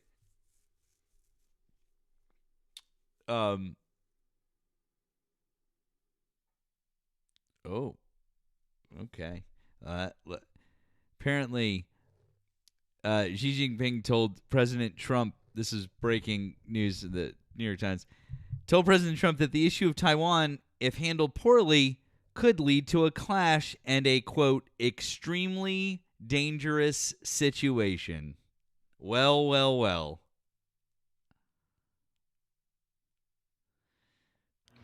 Nice. Never could have seen that coming. God damn it. I swear to God. American Empire just crumbling.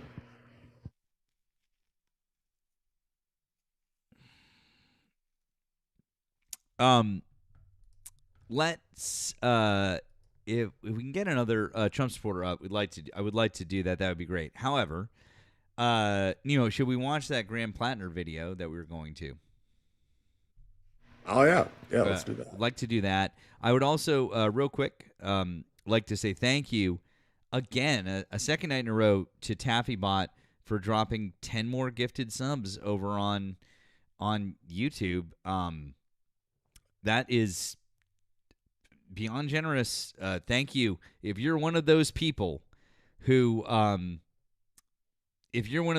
got a gifted sub, please make sure that you thank TaffyBot. That is just incredibly generous, and wow, amazing. W's all over the place over there.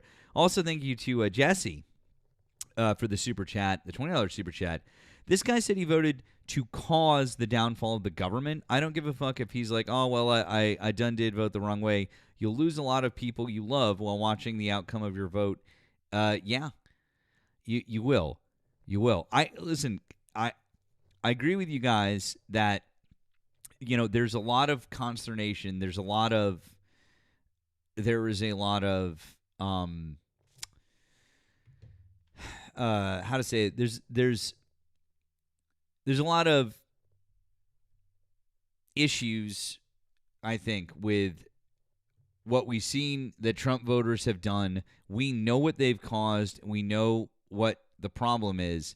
And it's not like we're not sitting here just opening up our arms and hugging these people and being like, hey, everything's great. Let's go. But I saw a thing recently. It was like with the Trump supporters that are coming back into the fold, you're not saying, I told you so.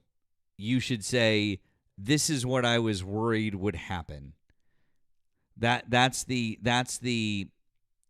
what is the thing to say. Yeah, baby steps, and I am mad too. And there's a lot of people that I don't think deserve this full, again, welcoming back into the fold. I understand, guys. I really do. I get it. But we need all of these people to wake up to the reality of what's happening and to go and vote for the right people. We're already seeing it happen, and we have to keep pushing for it, because if we don't push for it, then we are going to see trouble in the midterms. It won't be bad, but it won't be what we expect and what we want. We have to push hard for the next couple of months. And if that means making some of these folks feel a little bit better about, making this really big a big mistake in terms of their vote, then fine. So be it. You know what? Fine. And because I genuinely believe that there's a lot of people that they just went and they voted, and it is what it is. We have to look forward now. We have to. We can deal with all that other shit when Trump is out of office. Let's have a reckoning. But let's do it after we have a blue wave. Let's do it after we get a Democratic president back in the office, okay? That's all. That's all I'm saying. That's just me. But there you go. Oh, one other thing real quick. Thank you to Jeffrey on the Blue App. It says, you remember when Anderson Cooper asked Kamala Harris if she believed Trump was a fascist, and she said yes, and then MAGA completely freaked out over it? Yeah, I do. Add that to the list of things that she was 100% right about. Yep. Also, Crispin, thank you for the Venmo. He said, happy late birthday. Wish could be more. Still think you need a pipe. Thank you. And Dolphin, thank you for the PayPal. Appreciate that. 100%. Thank you, Dolphin. Glad you're here. All right, let's check this out. This is fun. Machias, too. This is funny. This is a town you only know if you've lived in Maine or been to Maine. That's funny. Yeah, they asked me earlier, a minute ago, why I got into politics, or how long, if I'd always been involved in politics. I haven't. 10 years ago, Trump decided to run, and he spoke my language. And I voted for him again. I voted for him 3 times because I wanted to see how he was going to continue, because I thought he was doing okay. And then this turn, I told my wife, I said, I'm going to vote for him this time, but he's got 1 year. He's not only not done what I thought he was going to do, he's gone not completely the opposite direction, but pretty far. Yeah, he's gone pretty far beyond what, and it's not good for the country. Right. None of what he's done is good for the country, and that's what I wanted. I hate to say, I'm not going to say I was wrong, because I don't like to say I was wrong, but I will admit, I'm questioning pretty hard on things. Trump came along and told a lot of us that something that we knew to be true was actually true, which is that we live in a system that's stealing from us. And it's funny. I'm from Sullivan, so a lot of my friends are like 3-time Trump voters, and I didn't vote for Trump, but I very much understand why people did. And then I talk to friends of mine who don't live in Maine or don't live in rural areas, who are always just I don't get it. I'm like, man, everybody down here feels like they're getting robbed, and Trump came along and told us that, one, you are getting robbed. Meanwhile, everybody else is telling us that everything's good. They're like, the system's great and we should protect it. And Trump said, the system is screwing you, because it is, and we all see it every single day. I was not surprised back in 2016, where I had friends of mine who were like, I either like Bernie Sanders or Donald Trump. And I know a lot of people who are like, that doesn't make any sense. I'm like, it makes sense to me. It does, in the sense that it's, because both of them were like, this whole thing is screwed up. Blow it up. Blow it up. Blow it up and do something different. And I think that was the message. And it's a compelling message, and one that, frankly, I think that, that's my message too. I mean, this thing is, in many ways, irreparably broken. And Bernie's the reason why I really became 100% cynical, because in 2016, well, both times, that's 2 times that he's been just tossed aside. Yep. He had the nomination and just got replaced. Yep. Well, that's the powers that be refused to let him have it. And so they did what they do. They used their power. They didn't play by the rules. They didn't do they didn't let it be a fair playing field. They had power. They used power to make sure that they could protect it, which really is kind of, if you think about it, that's the entire system at this point. It is. What's your health insurance situation? I'm on my wife's. Yeah. Okay. Health insurance is horrible. You really couldn't come up with a more inefficient way It's of just like providing everything healthcare. else. It's broken. It's broken. What did Ronald Reagan say? The 7 words. I'm from the government. I'm here to help. Yeah. Well, the thing is, for me, is like until this last year, because this last year with the Republican budget cuts, it hit the VA pretty hard. But until this last year, my VA care has been spectacular.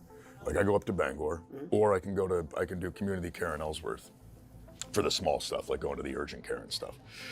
And my VA care has been it was life-changing. Something feels weird, I just call up my doctor. I'm like, hey, this hurts. And they're like, come on in. They do an x-ray, they take a look at it, and then I go, and we just take care of it. Things don't have to wait. I don't have to set things off because I'm afraid that I have to pay for it.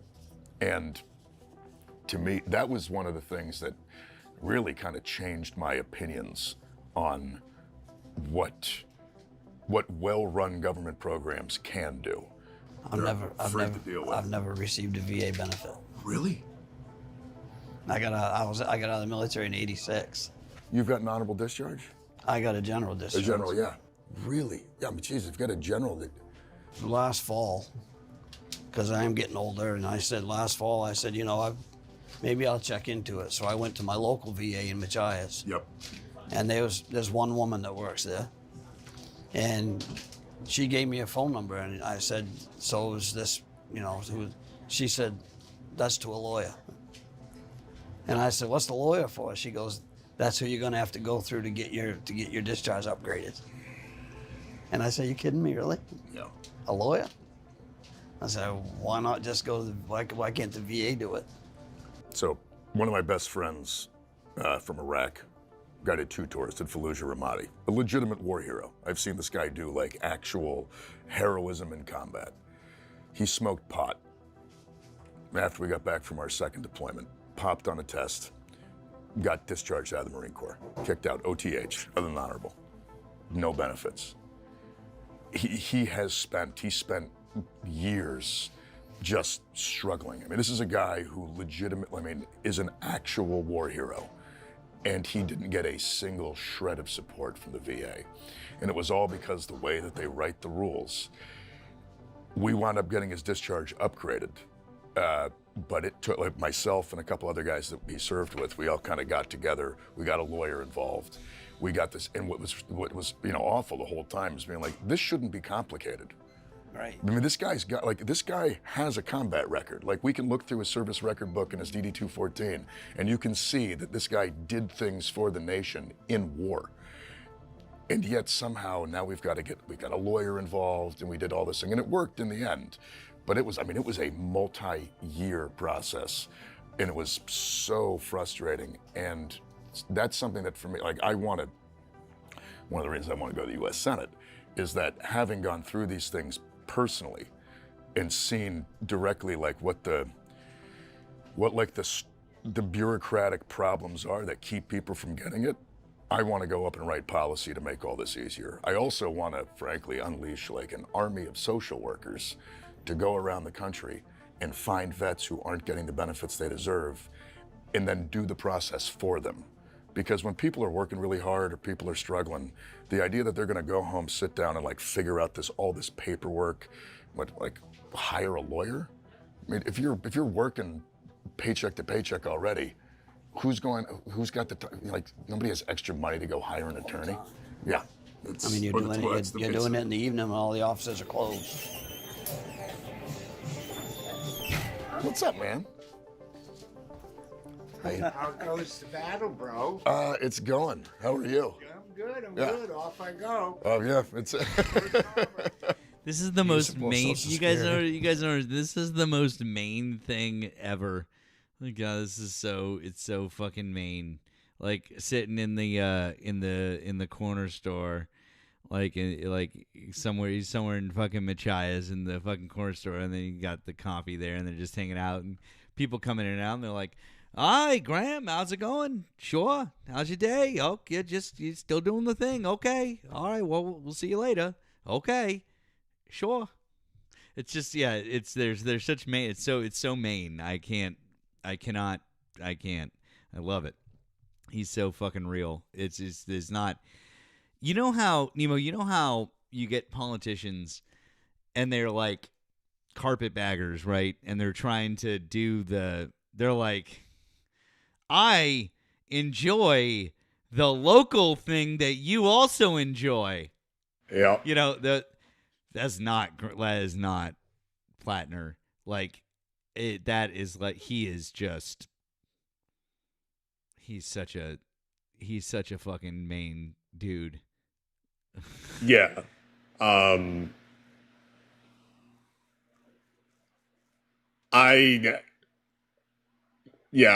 think that he should, I mean, as long as he wins the Senate seat in this election, I mean, I feel like this guy could win like a presidential race. He doesn't need name recognition. That's the thing, is that he doesn't need it. But he has the whole I guess average Joe kind of vibe to him. Yeah. Oh, 100%, dude. Let's see. Hi, yeah, thanks for calling the stream. Did you vote for Donald Trump? No, I actually just sent you that 20 super chat. I was wondering if I could have 2 seconds. Oh, sure, friend. Yeah. But just real quick, how old are you? I am 32, going to be 33 this year. Okay, that's fine. Nemo's just a little bit older than me. That's fine, friend. Just have to check for TOS and stuff like that. Yeah. Sure. No. Well, thank you, of course. But what did you want to say, friend? No, yeah, absolutely. Won't take much of your time. I know you're not looking for friendlies, but yeah, like I said in that chat, well, how are you? Well, I guess I done did voted wrong. My grandpa and what? You expect me to give a shit about that? Like I said in the chat, you are going to lose a lot of things and most likely a lot of people as a result of your vote if you happen to still be listening. And I'm not going to feel a tad bit upset about it. Nevertheless, thanks, Matt. No. You and Nemo are great. I'll go ahead and drop. No, real quick before you go, just real quick before you go, I just want to tell you, I have a lot of listen, man, I have a lot of the same feelings. I just want to tell you, there's a lot of especially for people that I know personally that have been directly impacted by this, that have been hurt by this. Those feelings are there. Okay, I'm just letting you know. That's a totally valid way to feel. Right now, me personally, I won't speak for Nemo, but I'm just saying, me personally, with a lot of these folks that we're talking to, my eyes are on November and getting us as in as good a position as possible. If I'm talking to somebody from Ohio, and I've got a chance to say, listen, all right, fine, you did that thing, and I cannot understand it because, man, thought all the signs were there, thought we did everything that we could, really thought that it was there, but okay, you're here now, so let's look forward. But I say that just so you know, with a deep feeling of consternation in my gut also, because I feel those things as well. I'm just letting you know. Yeah, absolutely, yeah, no, I wasn't trying to dog on you or at all. I'm just letting you know. Absolutely takes the more level-headed types like you do. You haven't listened to me for or long like enough. you are. Excuse me. You haven't listened to me for long enough then, okay? Just FYI. Oh, I have. Compared to me, I still consider you level-headed. Okay, friend. Well, I appreciate it. Thank you for the super chat, and I appreciate your contribution. I just wanted to let you know that a lot of those feelings are mutual, and I really understand where you're coming from, okay? Hey, absolutely. Thanks, man. Guys, Okay. keep doing what you're doing. Cool, bro. Hey, you have a good night, okay? You too. Okay. Let's see. Got someone in the box here. Swervin, hi. Did you vote for Donald Trump? No, sir, I did not because I have a brain and I'm educated. But I wanted to just ask you guys a couple of questions. I've been on panels, mostly Manda Rose, and I've talked to Nemo a couple of times. Oh, okay. And Matt, I listened to you. My God, I can't even tell you how much I listen to you. Every night when I see you're on. I'm sorry. That's no one should deal with that. That's a bit too much. But okay. No. There's a lot of times I have to wake up in the middle of the night and take pain medication. Because of how much you listen to my live. No. It's not for that. But no, when I get up and I see you're live, I listen to you. So I am a veteran. I'm a combat veteran of the United States Navy. Okay, and the video that you were just playing. I read Project 2025. I believe it was Chapter 9, saying exactly what they were going to do to the VA, right? In 11 months, and this is a feather you can use in your cap when you're arguing with these MAGA bichos. In the past 11 months, I am on my third primary care physician because the other two had been fired. My nurse practitioner, a 20-year retired veteran of the U.S. Navy. She's a chief petty officer, a corpsman, and then another 27 years of her life in service to the VA. And they fired her basically saying she was low-hanging fruit, right? 47 years of her life in service to this country. And she's gone now. So I guess what I'm saying is when you're talking to these folks, because I've heard you talk to them, Matt, dozens of times. I've heard Nemo interact with them. Let them know our veterans, the veterans of this country, we are suffering right now. And they will brag about how many veteran centers. I think they've opened 35 new veteran centers. Right here in Columbus, Ohio, they just opened one a couple of months ago in Delaware, Ohio, right? But it is severely understaffed. Our doctor's appointments, for us to get appointments, they are taking much longer now. We still have the option for community care, but it's not as fast as it was when President Obama enacted the Vets Choice Program. That was a good program. That was good.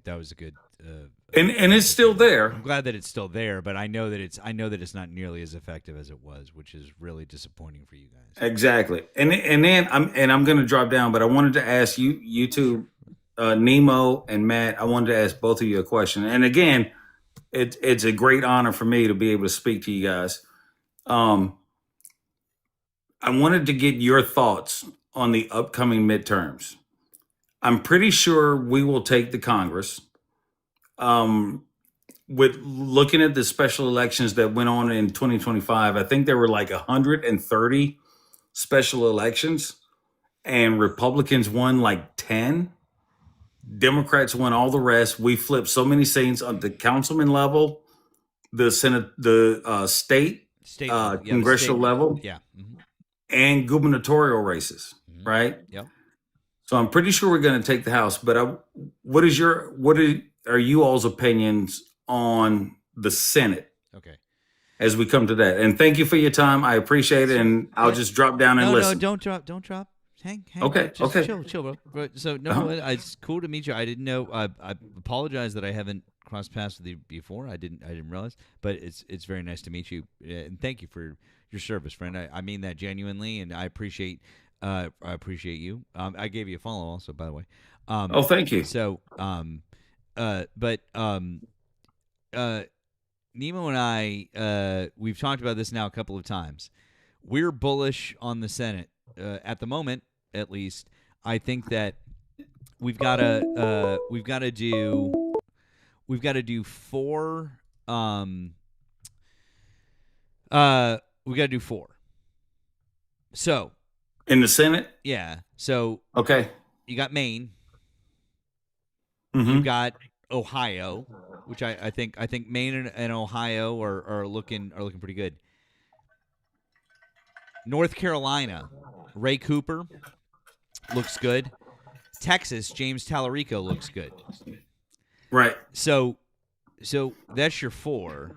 So Nemo. So I said Maine, Ohio, North Carolina, Texas.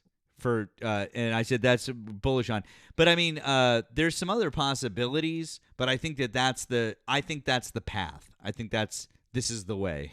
I think that's fair. I think so, but I'll let Nemo offer his opinions. I think we're close to the same, but we'll see.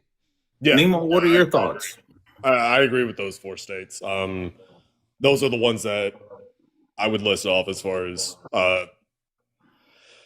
ones that can flip, that are solid, that we have our best shot at. Ossoff is in Georgia. He's Democrat, and I think he's going to keep the seat. I was worried last year, but seeing as Kemp is not running against him, I'm pretty sure Ossoff is going to keep the seat. So, yeah, the only other one I can think of off the top of my head would be maybe Alaska, because which one is up in Alaska? Oh shit! I never even thought about Alaska. It's not Murkowski. It's the other. Okay. The other one, isn't it? It's right? Am I? Yeah, I think you're right. Mixed up. It's the dude. Dan. What's his face? I'm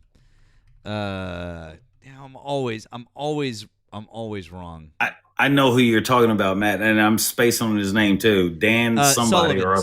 Sullivan. Yes, Okay. thank you. Yes, thank you. Yeah, that's it. And then it's Peltola is the one running against him. Peltola is the one. Yeah. So, yeah.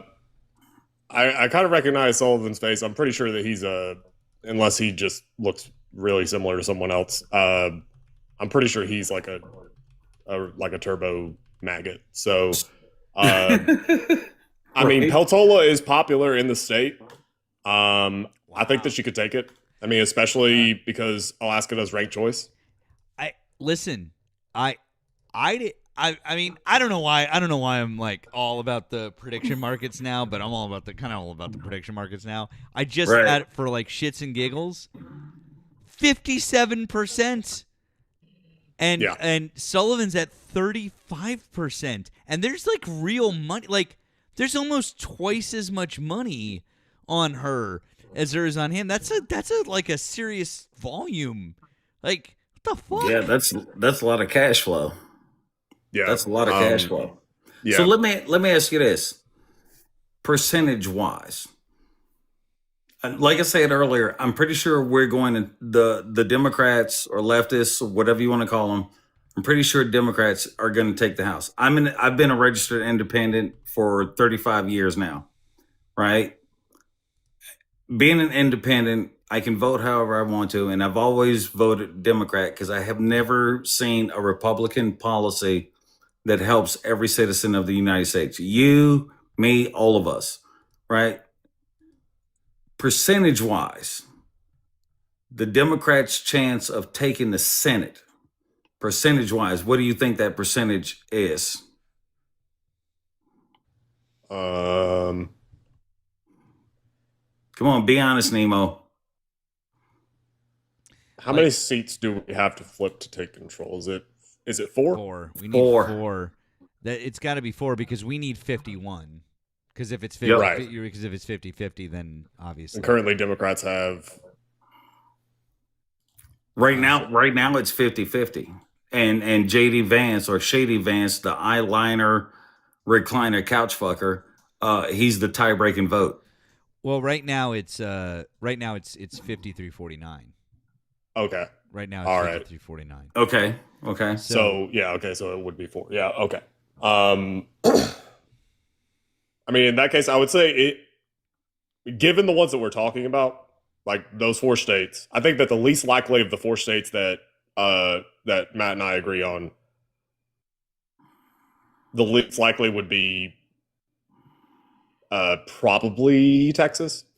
Because I'm pretty sure Ohio, I'm pretty sure Sherrod Brown can get it back. So yeah, and I already voted early here in Ohio. In fact, my neighbor took me last week, and we voted early together on the 6th or the 7th. I can't remember which day it was, but and we both voted Democrat straight down the board for primaries. Yeah. I think that of those 4, the least likely would be Texas, but that's not saying a lot, really, because Tallarico is doing good. So I think that over 50% chance we take the Senate. Okay. Did you see him in that video with Obama? Yeah. Yes. That was good. God that damn, was good. That was good. Like that, I was like, that was what a great setup, and like the two of them together, I was like, that was some good campaign work right there. It was.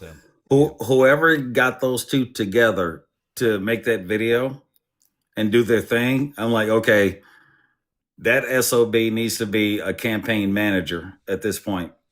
And keep putting Obama together with other people as we go through this. And, like I said, I'm a disabled veteran. I'm not disabled through the VA.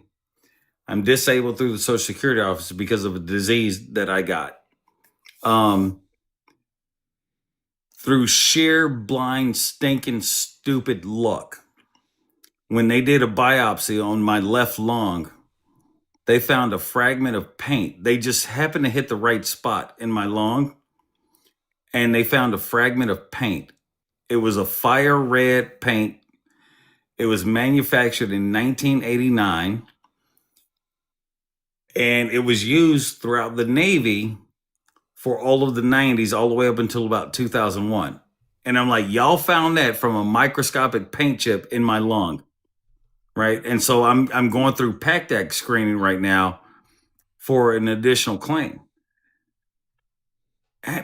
As I go through these things, but when I'm going through these things and I've had things taken away from me, my PTSD therapy was cut off as of October of last year. Mm-hmm. I'm, like I said earlier, I am on my 3rd primary care physician in the past 11 months. I had to have, and I was scheduled to have an implant installed in February because of the disease that I have. My muscles lock up, they contract, right? And so this implant was kind of like, the only way I can describe it is like a pacemaker for my diaphragm, so my lungs don't stop working. In February, that surgery. That's good. We don't want those to stop working. That would be bad. Exactly. That would have been bad. Yeah. But it was canceled in February. And it was rescheduled all the way out to July. In that time, I had 2 heart attacks, and I had to have during infusion therapy, the paramedics had to come and revive me. These are all things that our veterans have had taken away from us. And so anytime when I'm on my lives and MAGA comes up, I ask them, why do you all hate veterans? Well, no, we don't hate veterans. We love our veterans. Okay, don't smile in my face and say thank you for your service. when you voted to directly harm me. Yeah. I mean, yeah. they really like to make it out to be, and I will never understand it. Also, Yes, sir. we honestly, the number of veterans that we talk to that say the same thing, and that are like, fuck this guy, fuck this presidency. I swear that there are more veterans that we talk to that feel this way than the opposite way. But that's what I see. But anyways, so I get it. Yeah. Well, listen, guys, I'm gonna let you go. Matt, I appreciate your time. Nemo, I appreciate your time. I listen to you both whenever I can, and please don't ever stop doing what you do. I hold my own lives. What's today? Thursday? Yeah. So today, my live, the theme is the Veterans Clubhouse. Okay. And we'll be talking about some of these issues with our veterans. Fridays is Fascist Friday. I pull a member from Donald Trump's orbit, and we just roast their ass for like 2 hours.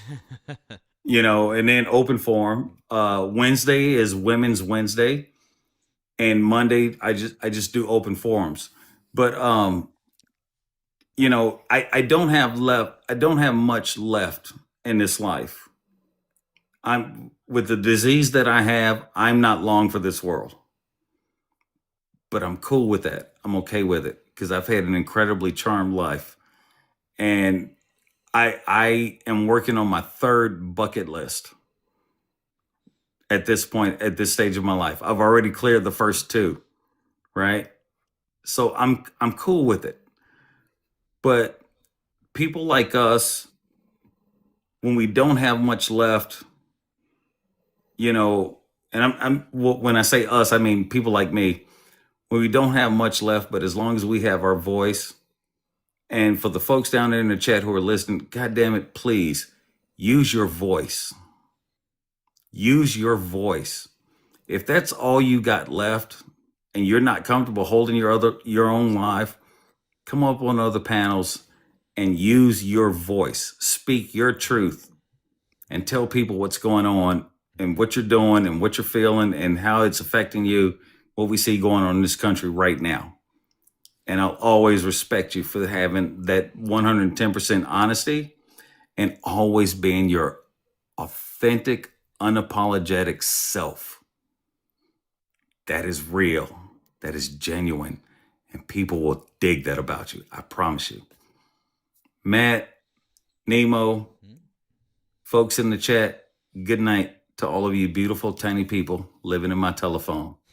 And Matt, thank you for your time, sir. I appreciate you. Thank you. Appreciate you. Thanks for coming up, and I'll try to swing into one of your lives. Thanks, man. I appreciate it.